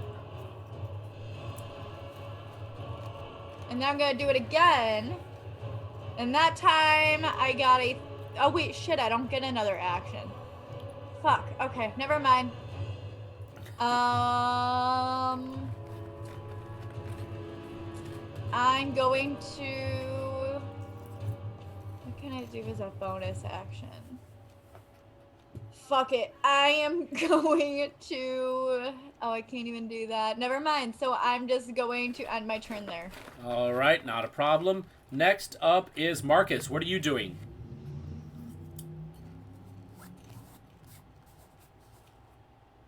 Not doing my best, but that's okay.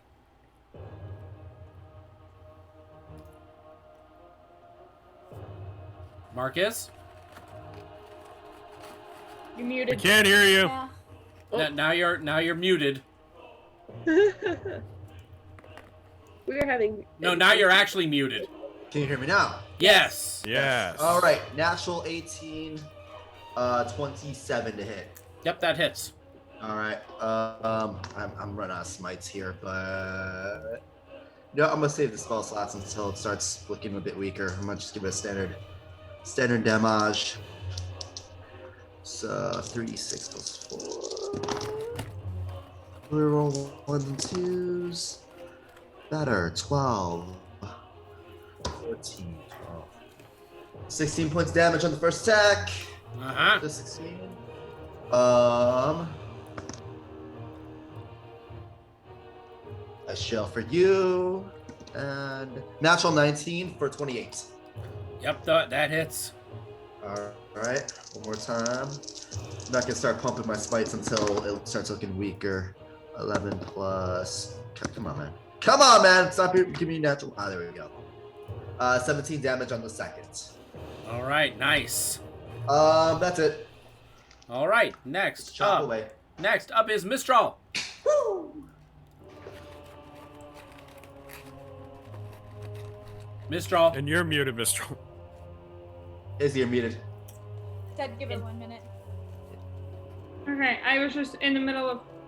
I thought I'd have an extra second during Marcus's turn, but I guess... Sorry, I just went, woo, woo. Sorry. Okay, so I would like to direct my griffin to fly around the king's head, and I would like to attack with some poisonous spray. Okay, before you do, because you guys all technically started at melee distance already with Gahun, when the griffin starts moving, the Gahun does have an attack of opportunity against the griffin. Okay, so what if I then just like went head on and tried to spray him in the eyes?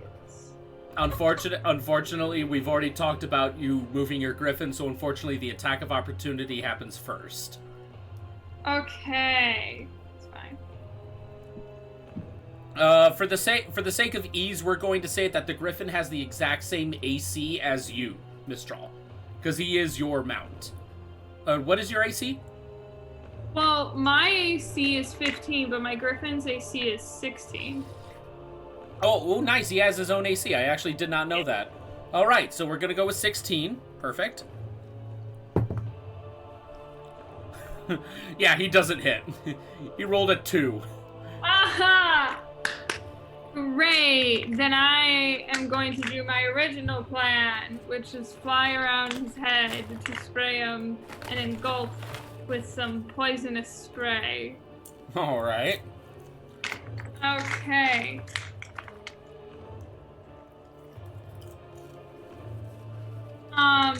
First, King, you must fail a Constitution saving throw of 17. All right, give me a moment.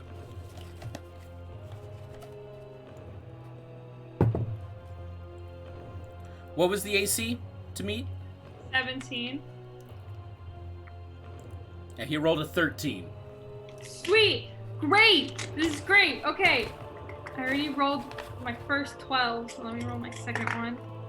Great! Awesome! I deal 20 points of poison damage? No, that sounds about right. Yeah, whatever you would like to call it. Right in his face, he's engulfed in it. Nice. In the face. In the face. All right. Is that all for your turn? And to round out my turn, I simply just wink at everybody. Be like, did that. All right. Wait, question, Mistral. What was your inspiration dice again? Oh, your inspiration God, there's so many pages open. Dude, fucking right. That's how I feel. Like, and I don't have my second screen today because I'm using the claims for, I have to export something for them. Anyways, I have 1d10 for you, sir. Okay, thank you. Just want to make sure. Nice. Appreciate it. I still have it. Good to know. All right. Next up is Eden. Nope, I missed. I got a 4. Damn. Yep. Jeez.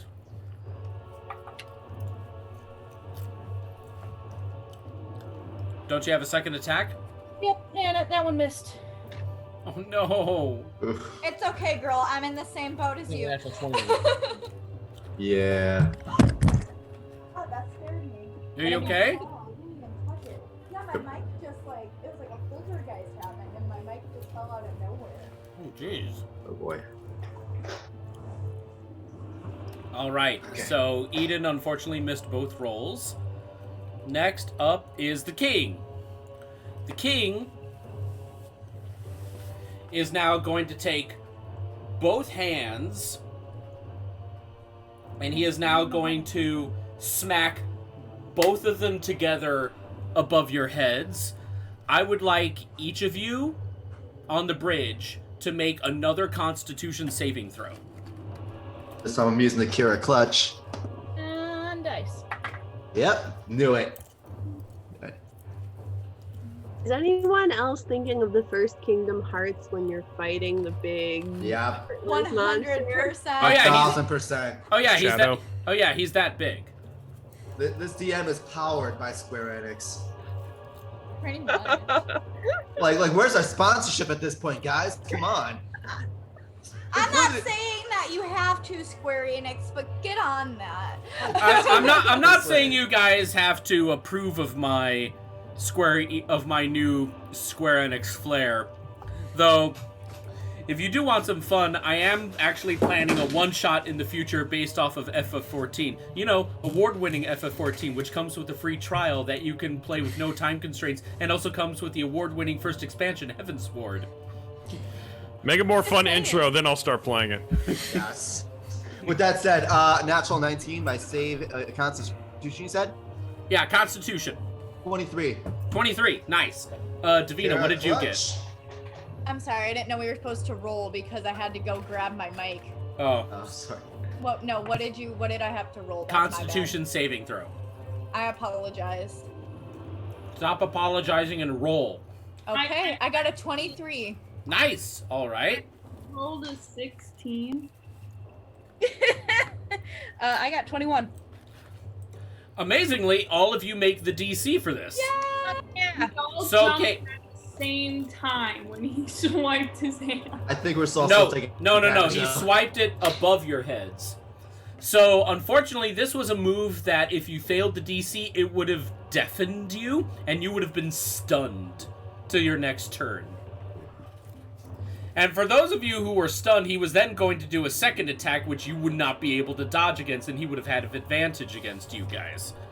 Yeah. That being said, though, you guys all made the DC, so now you don't have to worry about that. But now comes his actual attack. He is now going to take his left hand and swipe it over the bridge. So now I need you all to now make dexterity saving throws. Dexterity. Ah, fuck. Kira clutch one more time. If you're on the bridge, right? Yeah. Nope. Damn. Oh, I got an 18. 11. We can do this. I'm alright. I'll be alright. 20. Okay, hold on. Mistral, what did you roll? I got a dirty 20. You're And so dirty. Davina, what did you roll? I got an 18, sir. Marcus? 11. Eden? I got 6. Marcus and Eden, you both take 24 points of bludgeoning damage. Oh. No. Mistral and Davina, you both just take 12. I wouldn't wait. So I'm still in rage. Doesn't that mean I only take 6? Oh yeah, you're further resistant to it. So yeah, you only take 6. Nice catch. Troy, what you at? Don't worry about me. I'll be alright. Okay, because I'm at 38. You said 24 damage, you said? Yes. Okay, excellent. Okay. I got a backup plan. That's all I could say. 17. All right. No. You're bloodied. I have a backup plan. I have a backup plan. Guys, just hit him really freaking hard. I got me. Don't worry. I got me. All right. Ariel just looks down and goes, I really hope they remember that they have health potions. I got better. I got We health. do have a health potion. I got healing potion in my blood. Just hit the guy. I'll take care of the rest. Yes. Take it. No. I have to wait till my turn. All right. Next up is the ship. This time I would like Arios to roll the attack. Whoa. I'm sorry.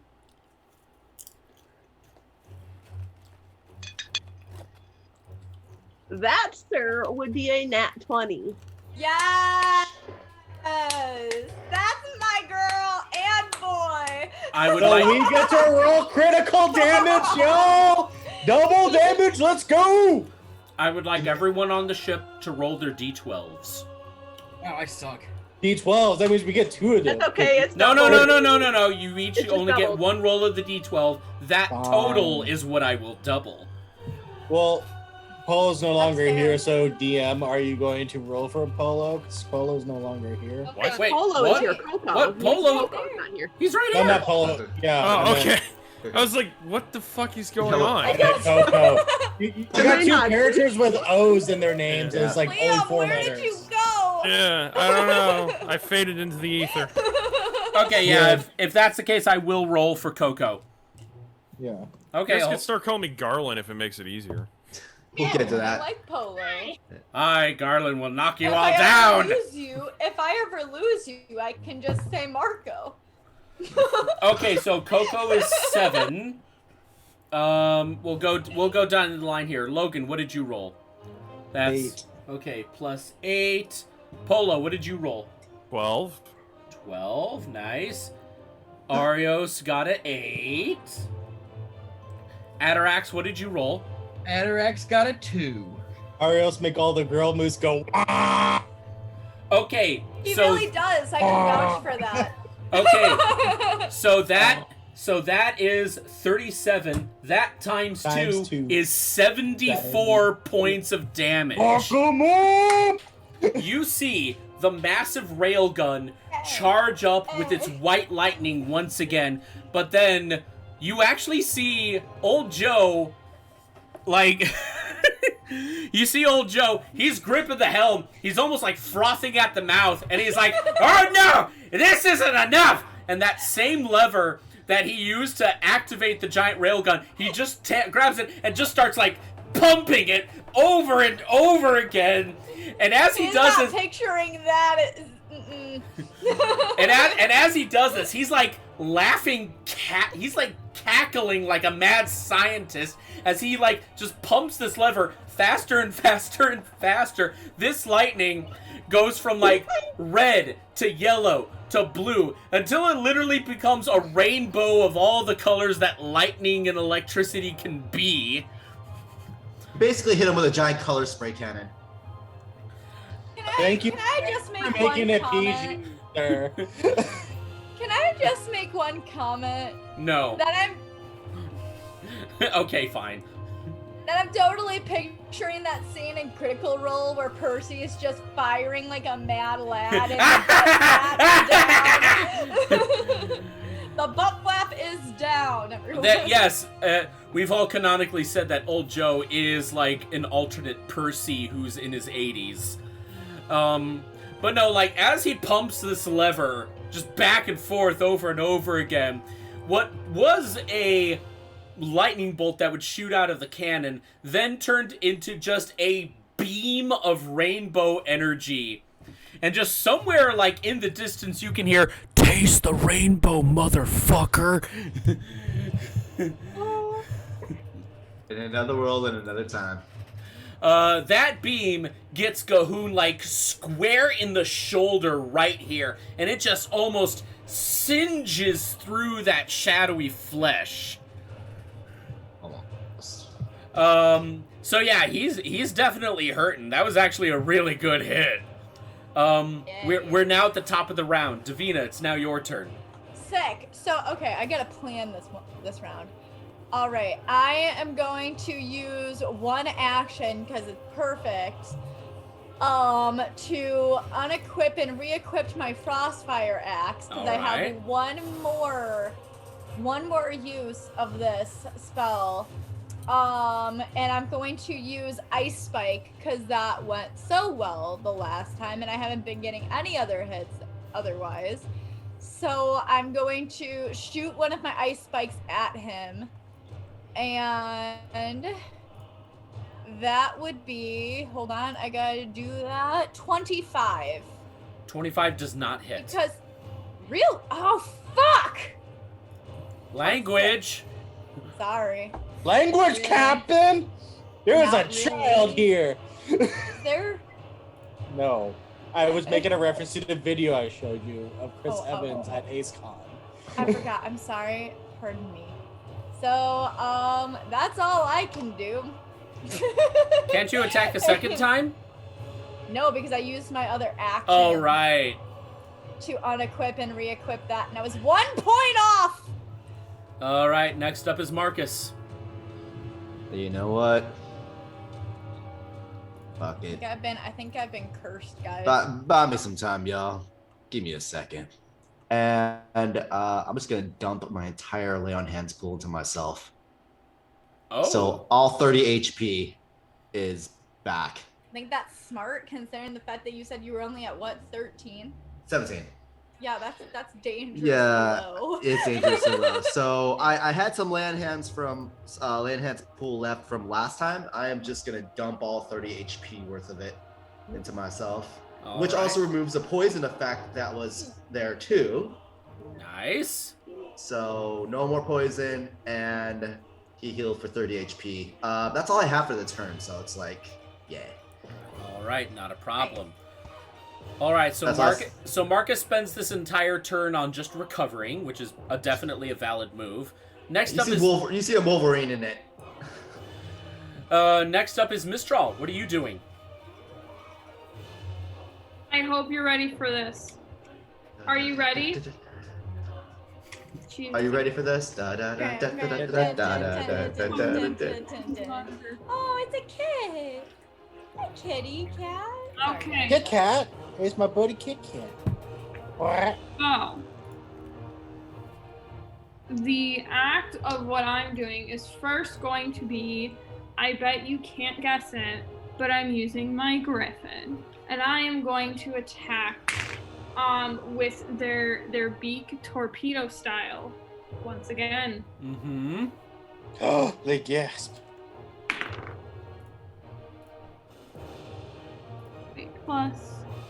+7, which would be what is 7? By the way, Sabrina, if you're watching this, we miss you. Oh.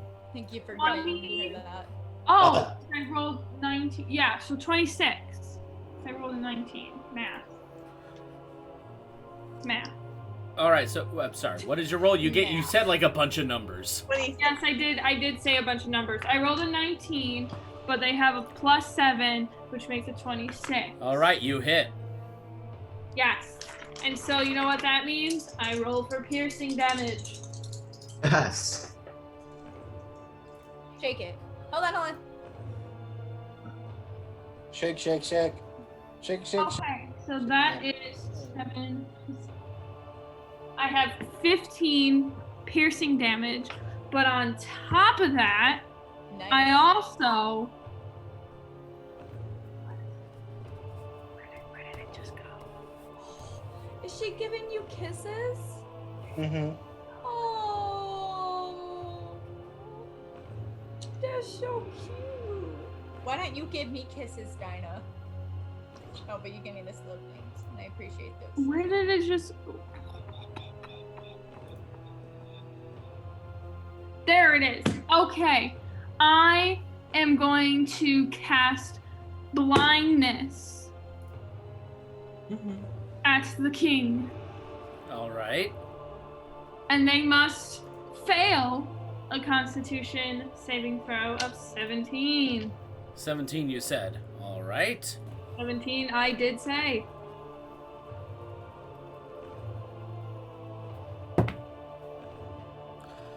This is why you're here. Come on. That's a nat 20. Oh my. You know, I He is the opposite of blind. Like, he can... I see all. I can see sounds. I can see And it's like, I can see sounds and taste colors. I just tasted colors. They're Fruit Loops. Yeah, you guys match color. You guys have the same hair color. That is my turn, unfortunately. Oh, orange man. Okay, yeah, that is all. That is all. All right. Next up is Eden. Did we shoot the cannon yet? Youngin! Why? You moved my screen. Floopy little man. He is floop. Nope, that's a 3 on the first attack. Okay. It's okay, I've been the same way. 17,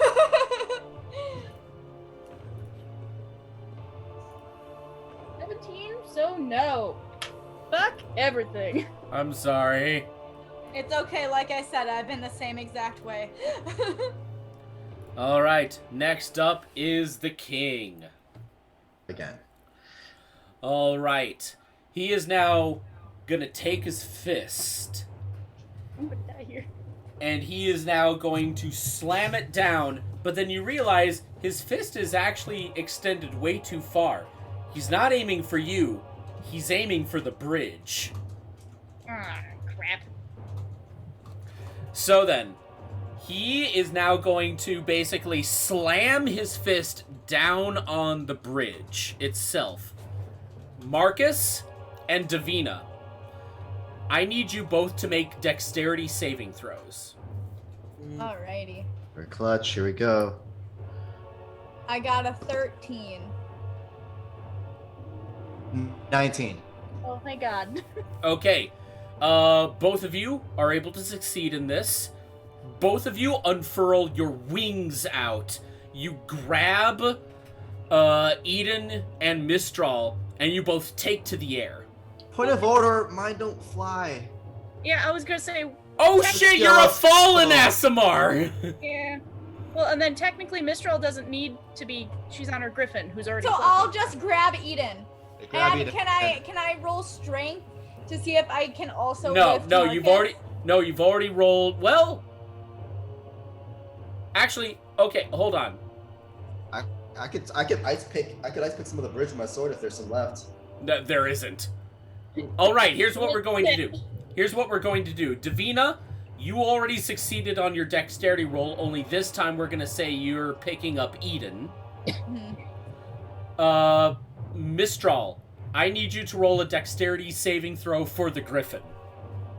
Oh, the griffin. Griffon? You said dexterity? Yes.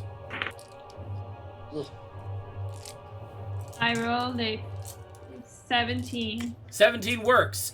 The griffin swoops down and is able to catch Marcus before he splats on the pavement. Now even though that's a mistake on my part, I forgot that Marcus was a fallen Aasimar. But however, that being said, you did technically save on your DC roll for dexterity, so you don't receive any damage. If any of you had failed your dexterity rolls, then all of you would have, like, fallen to the ground and taken, like, fall damage, which actually would not have been pretty. I would have died. Yeah, luckily I caught you. But all of you are fine. Otherwise, that would have been an issue. But yes, all of you are fine. Oh. Now the question is, where do you guys go? Alright, plan B. Let's shoot the bitch. To the airship. Yep, we all go to the airship. Otherwise, shoot this motherfucker. That seems to be getting the most damage. That is the first time I ever heard, like, Morgan Freeman curse that hard in a movie, in Wanted. Just like, cursing at all. With that said, we're going to the airship. All right. Yes, Mistral? May I hover next to the airship in my griffin? You just want to dump me, don't you? Just look. Well, like I'll put you on, but Because Mistral's so monochromatic. No, here's what's gonna happen.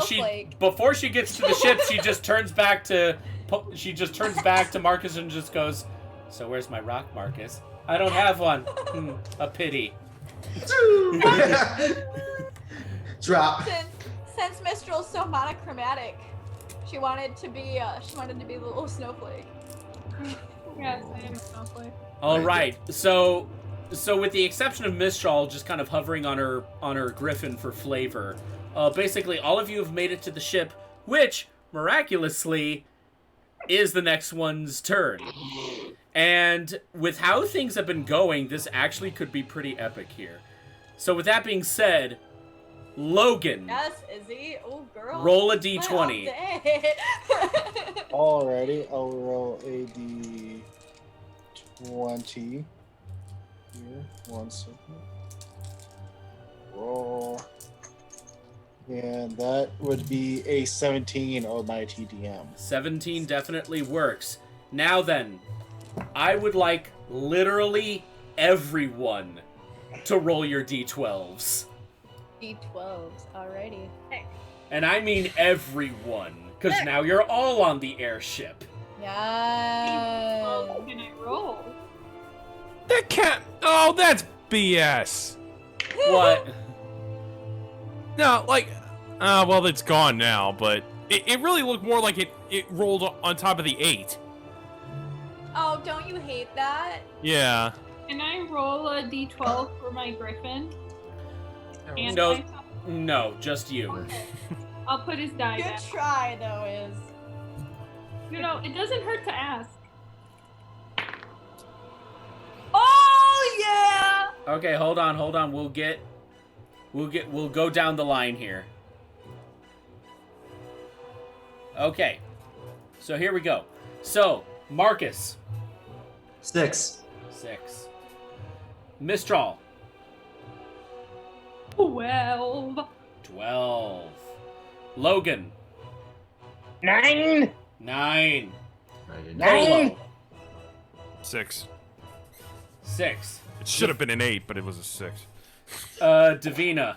I got an 11. 11. Double ones. All right. Double no fingers. Arios. A 2. Deuce. A 2. Deuces. That's okay. Atarax. I got a 7. 7. And Eden. I got 12. Woo! Max. Woohoo. That is Ridiculous. that is 65 points of damage right there. Yes! Come on! Now normally this is a situation where I would ask one of you or all of you, how do you want to do this?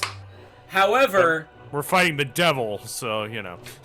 However, I have the perfect setup for all of you. As you hear the ship start to charge its cannon, nothing's happening. It's just charging, and that energy is still building up. And you can actually hear these sounds of grunting and just frustration as old Joe has now like both hands and a foot on that lever that he's been pumping this whole time, going like, "It's stuck! I can't move it!" He hasn't been working out with his shaky weight enough yet. He needs to ramp up the weight on the shaky weight. Is that? I got both hands on it, but it's doing nothing. Have to move the weight. behind the head shaky weight. Oh boy. So the lever's like stuck. What are you guys gonna do? Can I hit a? Go for it. No, go for it. Go for it.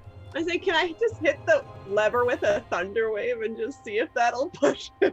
You know what? That's a lot more epic than mine was gonna be. So go for it. Okay, Can you hit me with the thunder wave and just like have the force of the thunder wave in my body just hit the lever? Okay. Actually, here's what I want you all to do. I want you all to figure out how to like God, what's the phrase I'm looking for? Work together. Not just that, but I need you to like, oh God, what's it? Oh God, it's on the tip of my tongue. What's the name of like those little like machines that like you have like a ball that's just moving from one to another? Oh, pendulum? No, not a pendulum. Rube Goldberg machines. Rube Goldberg machine, yes. Yeah. Okay, so you have Arios is going to thunderclap Logan, which is going to propel him to football tackle the other side of the lever. What are all of the rest of you going to do? And I'm wearing Mizium spiked armor, by the way, too. So, like, it's just like, I'll be, like, stuck there. So, as long as there's enough force going at me, I will Davina continue. to try and run over there and grab the lever and try to help him, like, get it stuck. Okay. Somebody can run into me. I think that'd be really funny. Just do like a train of everybody. I was actually about to say, on the other side of the lever, Marcus was either going to latch a rope or a chain on it. So while the spike pushes, Marcus is on the other end with a chain pulling. Okay, so far we have Arios, who's gonna thunderclap Logan, who's gonna spike football tackle the other side of the lever.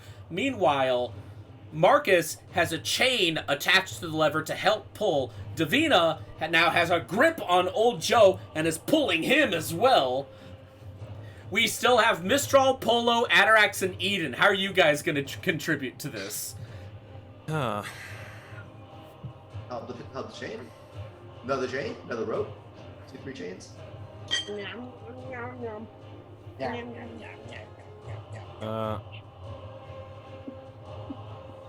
I was gonna say, well, I already have my ideas. What else? I'm going to stand like right, like wow, what is it called? Jordan, help! Front of the ship. The bow? Yes. Okay, you're at the bow of the ship. So I'm going to be at the bow of the airship with my longbow out. And granted, I only know Pathfinder, I'm probably going to take a disadvantage at this, but I'm going to try and shoot Cahoon in the eye. You're not Distraction contributing shot. with us. It's okay. No. You know that we can still make this work. So, okay. So Eden's gonna take a pot shot right to his eye. Atarax, what are you doing? I Do you have a grease spell? will use. I'm gonna use my last 5th level spell, and I'll pump Holy Weapon into the cannon. I kind of had an idea. Yes, Polo? Can I use my fire to supercharge the lightning? So we are literally going to supercharge the lightning with quite literally holy fire. Right. Yes. Oh, While the rest of us try to get this damn lever going. All right, and I'm totally Mistral down. is the last one. What are you doing? Cheering us on. And I swear, if you just say, sit here and look pretty, I am booting you from the campaign. Damn. No. I have something. I'm glad Eden went first because I got something. So Mistral is hovering next to the ship, looks at everybody trying to pull the lever, then sees Eden run to the bow and kind of trying to predict what they're doing. And so I direct my Griffin to scoop Eden between the legs on top of the Griffin's head so that they can aim and shoot at one eye while I perfectly, sitting side saddle, start aiming at the other eye. Oh my god! Okay, so... If this fucking works, I'm gonna be shocked. Well, you know it works, because this is the end of the fight. Yeah. This is all based on that last damage roll. Yeah. Yeah, this is a cutscene. All of what we are doing is the damage that kills the bad guy. This is quite literally the how do you all want to do this?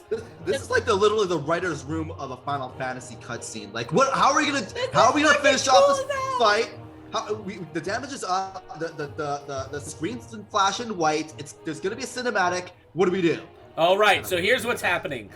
The ship is charging up its cannon, but the charge is just getting bigger and bigger with just no real way to actually... It's the end of Gurren Lagann. It's the end of Gurren Lagann. That thing is literally getting as bright as a star.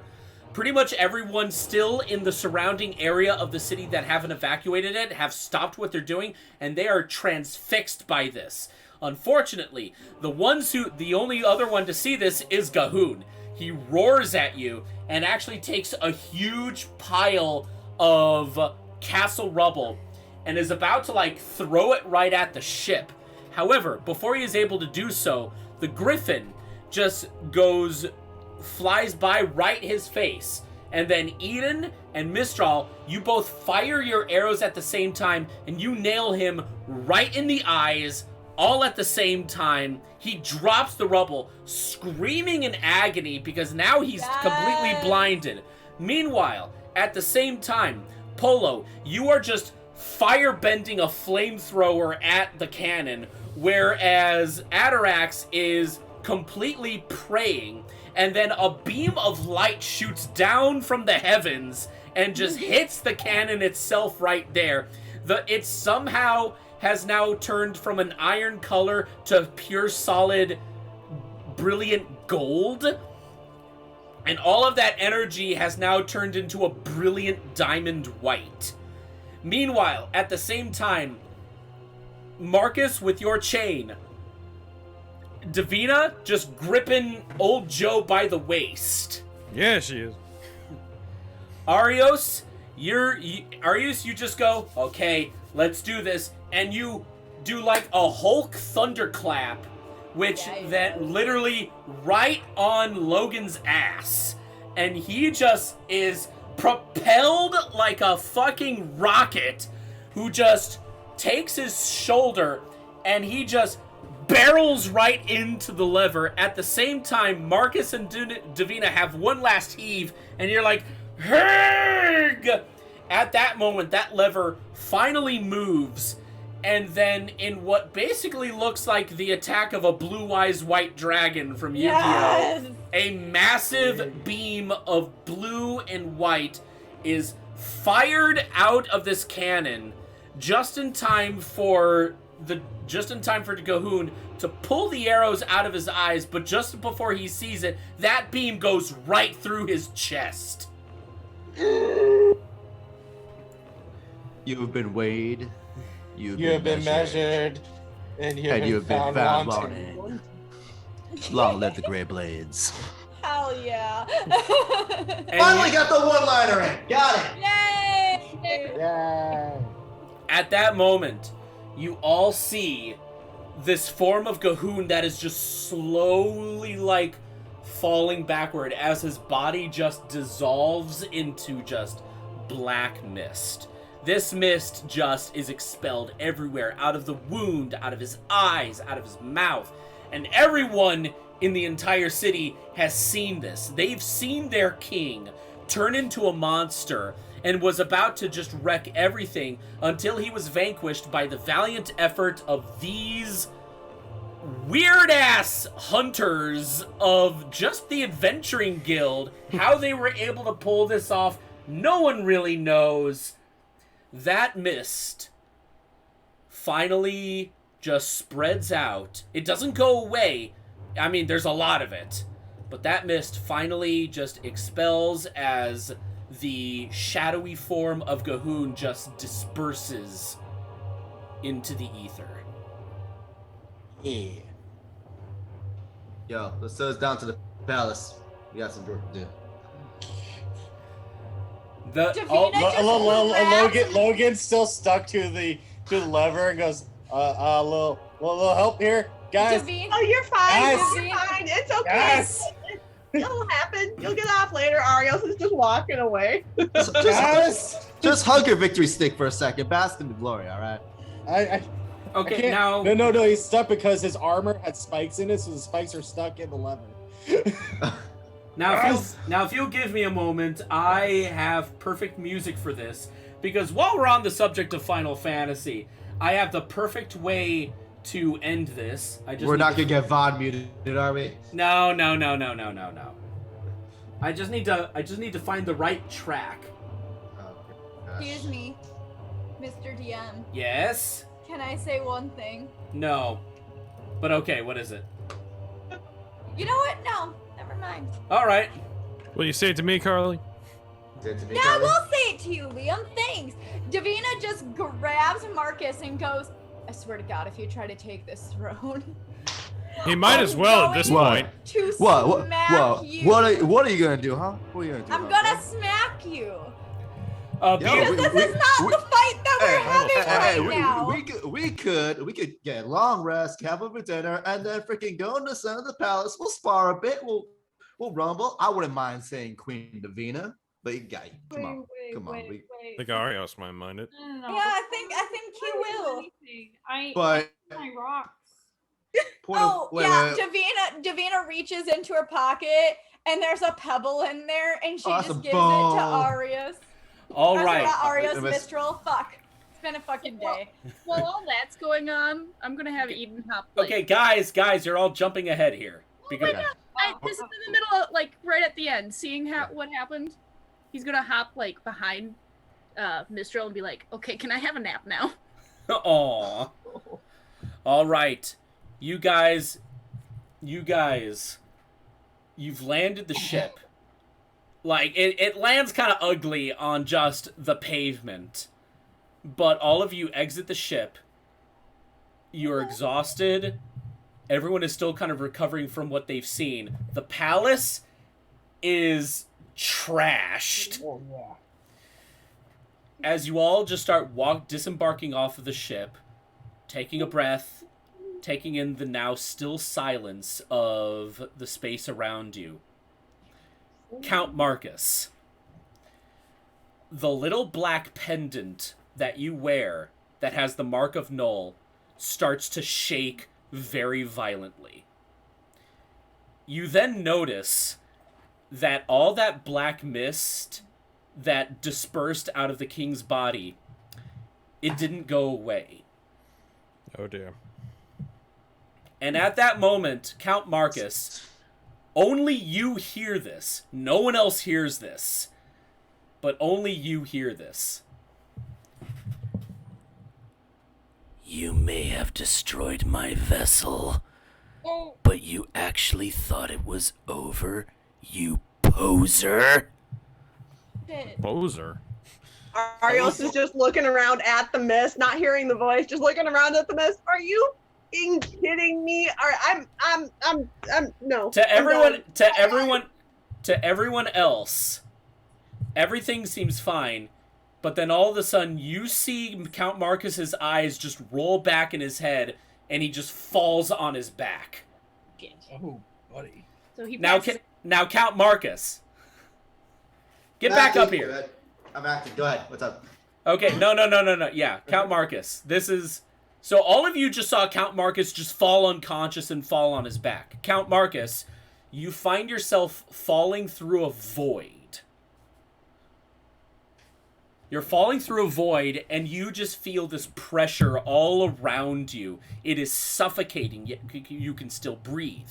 You feel like your head about to split open, but you can still think. It's a pain that doesn't seem to affect you physically, but is affecting you spiritually. That pendant you still wear is still shaking violently, and yet what you feel all around you is something else entirely. Yet also, it feels almost identical to the being that you have in your pendant. Yeah. As you are falling, you see what looks like a massive black skull with flaming eyes just appear before you, and you just hear it say, without even moving its mouth, "Ah, He-Man." Yeah, I'm not nice. Joke's on you. I'm into that shit. Yeah. You just hear the giant skull say, "So, you are the one who is the scion of death. And Not yet... just a scion, the enforcer. Oh, but there can only be one death, and I will not have my reign be upstarted by a little twerp wearing a damn necklace with a child in it. I was brought into this world by their desire. They wanted me here, and I'll be damned if I have to give up my reign for someone like you." Count Marcus, you now find yourself finding purchase at the bottom of your feet as you land on what feels like solid ground, as this giant skull is now before you. Now here's what's going to happen. Both the skull and Count Marcus, you're both going to roll d20s. Count Marcus, use the dice. Yes, I will. If you roll higher than the skull, than this false idol of death, I will allow you to do a one-hit combo on this guy. Can I clutch and use Mistral's inspiration I haven't used yet? You know what? Yes, go ahead and use the inspiration because you haven't used it yet. However, I will not say what is going to happen, but you better hope that he doesn't roll higher than you. Come on. Can I just say on the outside, Arios is just standing over Marcus, just looking down at him, just kind of poking him in the forehead like, hey. Now that being said, though... Don't lose. Now that being said, because we've all been talking about Final Fantasy, and with the music that I've selected, you may notice that this is based off of a certain, like... not a certain final fight, but... No, not that one. Okay. It's the one after that. Can someone get me off of this lever? Count Marcus, roll your d20. I already have. What is it? I rolled a 14, and with Mistral's inspiration, I rolled 7. 21. 21. All right. Oh, okay. All right. I was like, what? Wait, is this the Kefka music? No. Okay, because I was gonna say I fucking hated that word.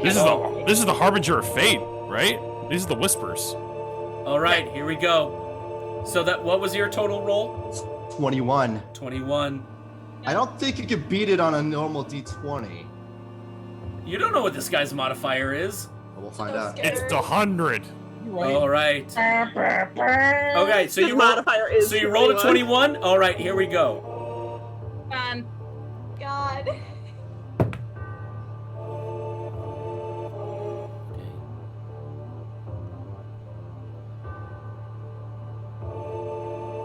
You rolled a 21, you said? Yes. That's Highlander pose. He rolled a 20. Oh! Shit! Count Marcus, how do you want to do this? This is Guts versus Griffith, basically, right here. Okay.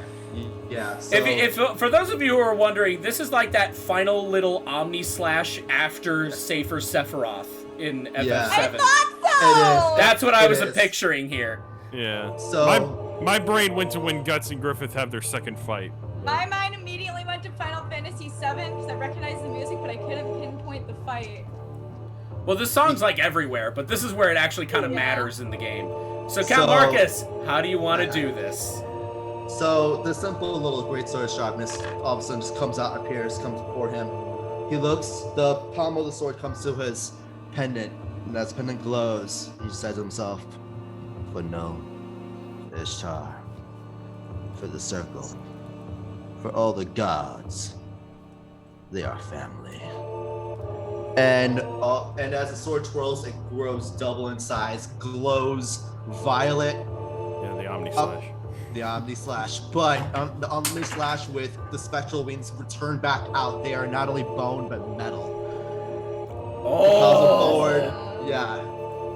And as he comes forward, his black hair jets out silver. His eyes glow, and then as the Omni Slash goes, dozens of cuts.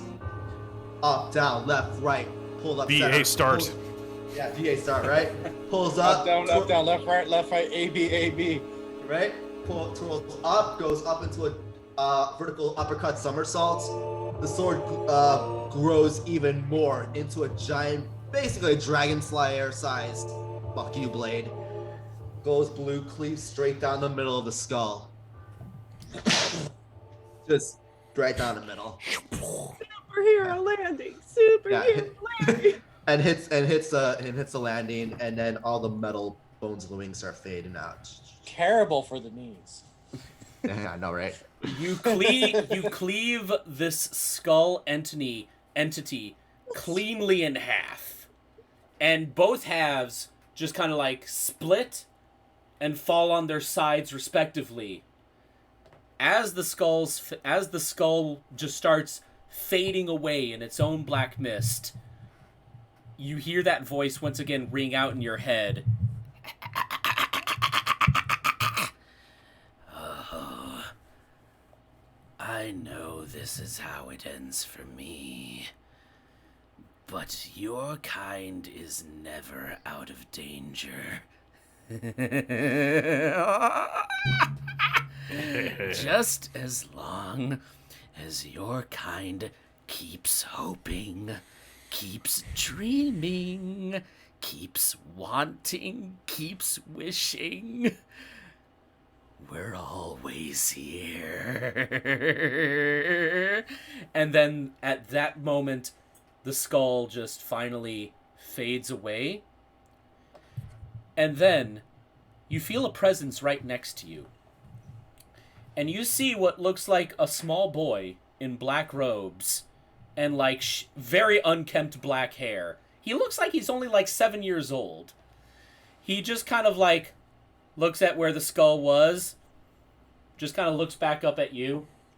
Marcus is still kneeling down. It's still superhero landing, so he's technically on level. He's on one knee. This kid's tiny.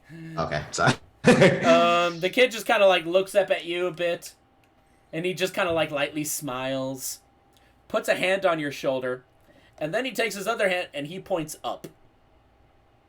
At that moment, you are consumed by a blinding light.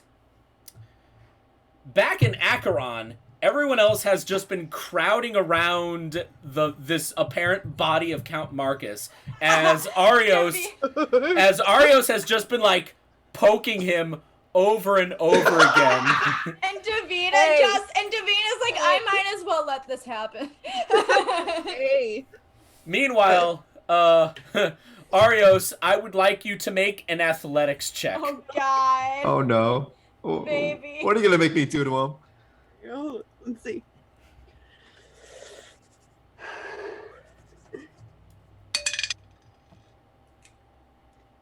That would be a minus plus 1, so that would be 13. Oh no. Unfortunately, that doesn't happen, or it doesn't work, as all of a sudden, right before your eyes, you just see Count Marcus go, "Ah!" And then he just, like, sits up in a shock, and he accidentally bashes his head right into Arios' face. Arios, you take... you take 7 points of bludgeoning damage. Davina runs up and is like, Arios only had 6 points less. Arios dead. All right. Davina runs up to Arios and goes, "Oh my god, oh my god, oh my god, are you okay?" Whoa. Kid, sorry. I deserve that. It's all right. It's okay. It's all right, kid. By the way, as you notice all around you, that black mist has completely vanished. That's good. Count Marcus, I don't know what you did, but That's terrible thank for you. my asthma. No one heard what I said, but that's okay. What did you say? I'm sorry, Davina. I said, Davina looks around and says to Count Marcus, I don't know what you did, but thank you. We even know where to begin to explain it.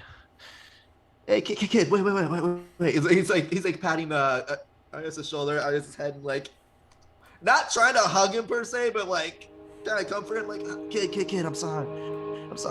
You all right? Not really a kid, but that's okay. He's small, so everybody can assume that. Davina's like, I really don't like this implication right now.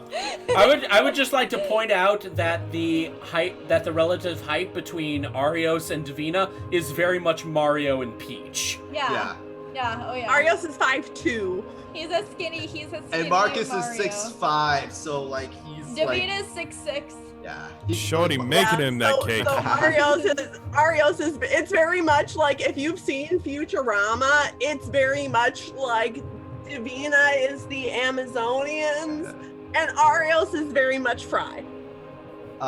Just right? And yet Arios is the top. Yeah, right? Exactly. So just for funsies, just because this seems like an epilogue time, I'll burn my healing hands on the heal for Arios, just for funsies, just to drop the mic on this. Kid. Are you alright? You alright? You okay, man? No, I definitely deserve that. I didn't mean it. I'll admit that. Oh no, you're good. And I'm looking for my healing what healing hands, like what the dice on it is. You know, it's fine. You don't even need to calculate it. We'll just say it works. Arios is like, I'm fine, but will somebody please pick up that phone? Pick up, like we can't unring that bell, Arios. There's no bell. We can't. Yeah. Oh God, why does the inside of my mouth taste like pennies? Yeah. I taste pennies. All right, come on up. With everything seemingly calm, all of you now hear this boom, boom, boom, and behind the entire group is Volthric. Still a dragon. He's still in his dragon. He's still in his dragon form, and remember, this guy's like ancient dragon, so he's huge. That being said, though, as he approaches you, his body is consumed in a blinding cyclone of ice and wind, and then before you stands his humanoid form.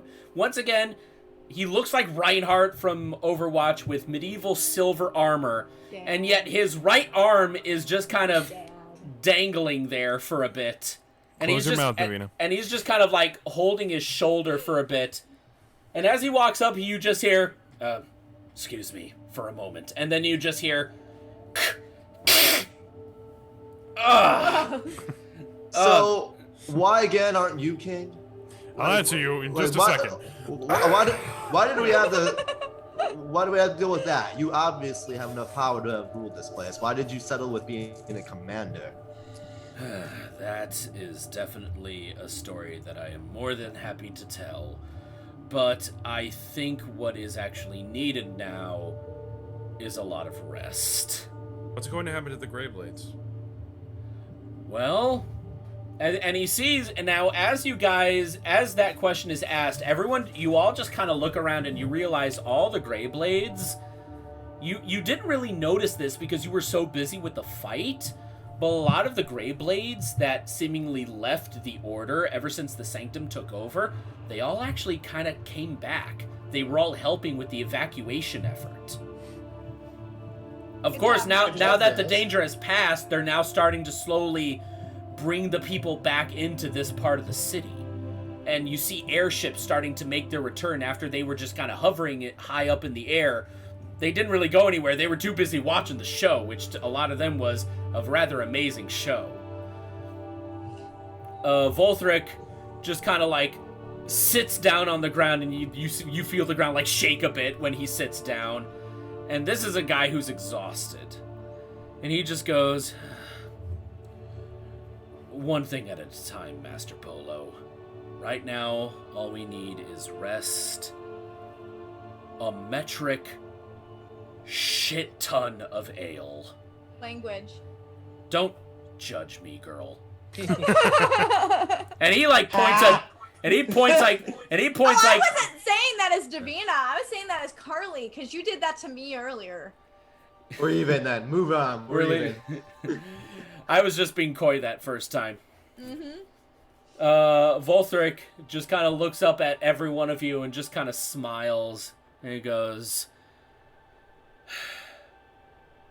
you know, the long and short of it is that countless years ago, I made a promise to someone that I would never take up the throne, because as we've clearly seen, the throne itself can not only give great power, but it can also corrupt those. This is a man who thought that there was a quick answer to this war, which was this black sorcery.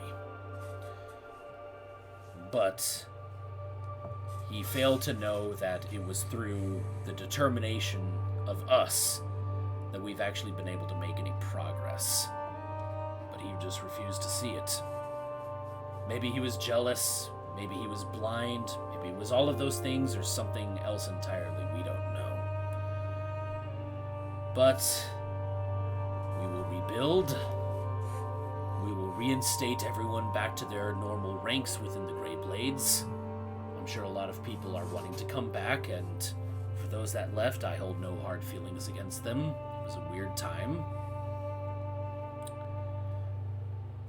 That being said, though, and as he kind of looks over, you see a bunch of Greyblades marching out of what is left of the palace, and you see them all with the surviving wizards of the Sanctum bound in chains, and they are marching them towards the headquarters. Looks about right. Volthric then turns to Count Marcus, and he just goes, well, Master Marcus, I'd say that despite everything, your contract has been fulfilled. Well then. Now can we please go back inside and have a drink? Lord Volthric, I think, despite your feelings about taking over, I'm afraid, considering the circumstances, I think you are in charge. So... we'll see what happens. If I have to take temporary command, then I will do so, but it's not going to last until a new king, a new line, can be established, and that is unfortunately going to take some time. Plus, it's not like the king ruled alone. There was a whole council table that he oversaw, and unfortunately those people are still alive. And while they are not corrupted, they are people I don't like dealing with, but we have laws for a reason. You see him just kind of like get him up, and you hear like bones creaking as he like stands back up on his feet, and he just kind of like leans back, takes a breath, like, and he just has this face like, I am so done with today. A word, my lord. As we walk around, we'll walk into. Before, like, as they walk away, I want Davina to nudge Polo and be like, you wanted to go back. You wanted to retreat. I wanted to live. That's fair. Yeah. And you hear Volthric go, yeah, that's fair. Volthric's like, you're telling me, kid. Us to stay. I see her running. How is I the one to convince us to stay? Because I'm rubbing off on you, honey. As they're walking, Volthric nudges Logan with like the tip of his gauntlet because this is a dwarf next to Reinhardt here. I'm Logan's 5 foot flat. He just looks down at Logan and he just goes, "Hey, Logan, I think today calls for one of your special black screwdrivers to be made." Oh gosh. God, that's help us out. Logan looks up at the large man and just goes, I can figure out how to do that for you. With that done, he then looks to Davina as they're walking, and he says, "Oh, wait, hold on. I got tagged in something." Oh, jeez. Discord's been blowing up. Yeah, I know. That's why I just turned mine off. I just say that by this time that they're all walking, Arios has literally run up behind Marcus and just like done like a Jackie Chan move and like just jumped up on top, and now he's just sitting on Marcus's shoulders. What, like Detective Pikachu on his shoulder? I mean, he's sitting like piggyback riding, so one leg on each side. Just Oh, okay. All right, kid, come on. And Marcus just kind of nods to Arios and just kind of like winks, like, yeah, you all right, kid? All right. However, before you still got a couple paces before you actually enter the Greyblade headquarters proper. But as they're walking, he nudges Davina and just goes, "You know, I doubt you'll find a better time to do it than now."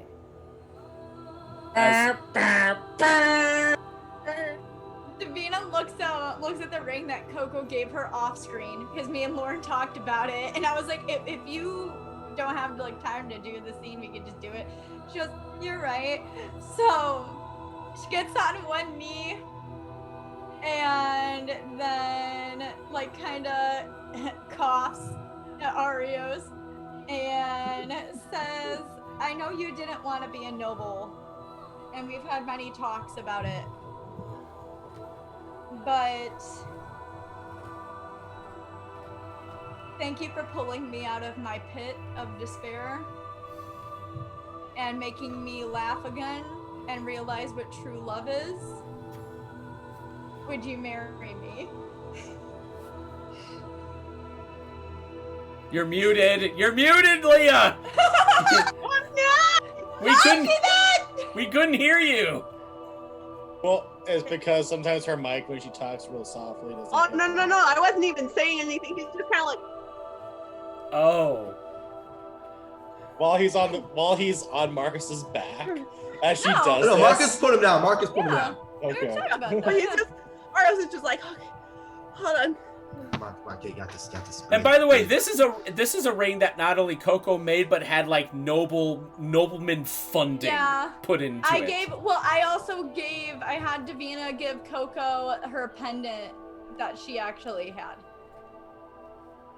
All right, I think had a ruby in it. I think. Yeah, with this one.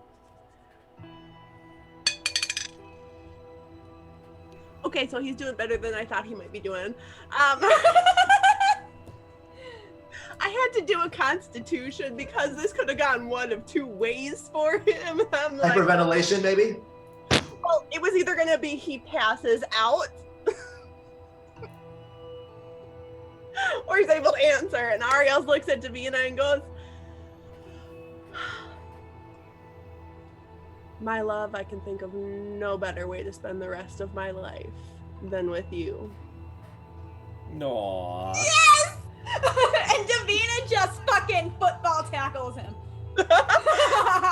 He happily takes it, but his face is buried in Davina's chest. He's just like, I'm fine with this. He's taking worse.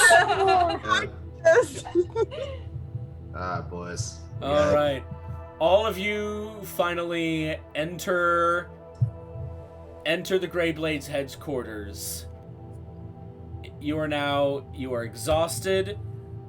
The entrance hall is filled once again. Polo, you get tackled to the ground by a distressed Anne-Marie.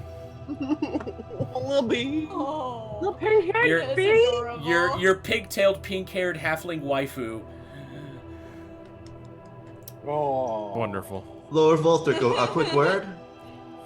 Yes. When we're all well rested, there was an idea, a bit of inspiration that struck me.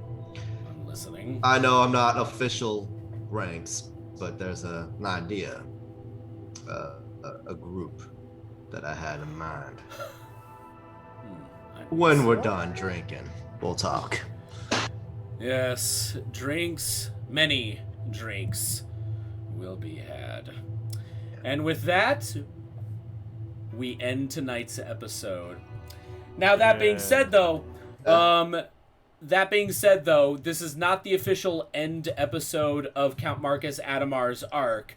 That will be next episode. Next episode will be the official epilogue of this arc and will be the official send-off for his guest character, because he's been with us the longest. He's been the guest who's been here the longest, so he definitely needs a little episode to give him a proper send-off and to give him a little epilogue. Next episode is going to be a break episode. There will be no fighting. There will be no enemies. It will just be hijinks and relaxation. It is needed. And I got my Easter egg in, so thank you for that. Of course. Guys, thank you so much for sticking with us. We are finally back with Song of the Wilds after a month. Yes. It feels great. We will let you all know when the next episode will be. It will either be this coming Sunday or next Sunday. We're not exactly certain, but we will let you know. Be sure to check out the official Instagram at Song of the Wilds Official. That is where we post all our updates and whatnot. And with all that said, guys, thank you so much for sticking with us. 46 episodes. We are in this until the end. Guys, we love you so much. Have a good night. See ya. Bye, everybody. Yeah.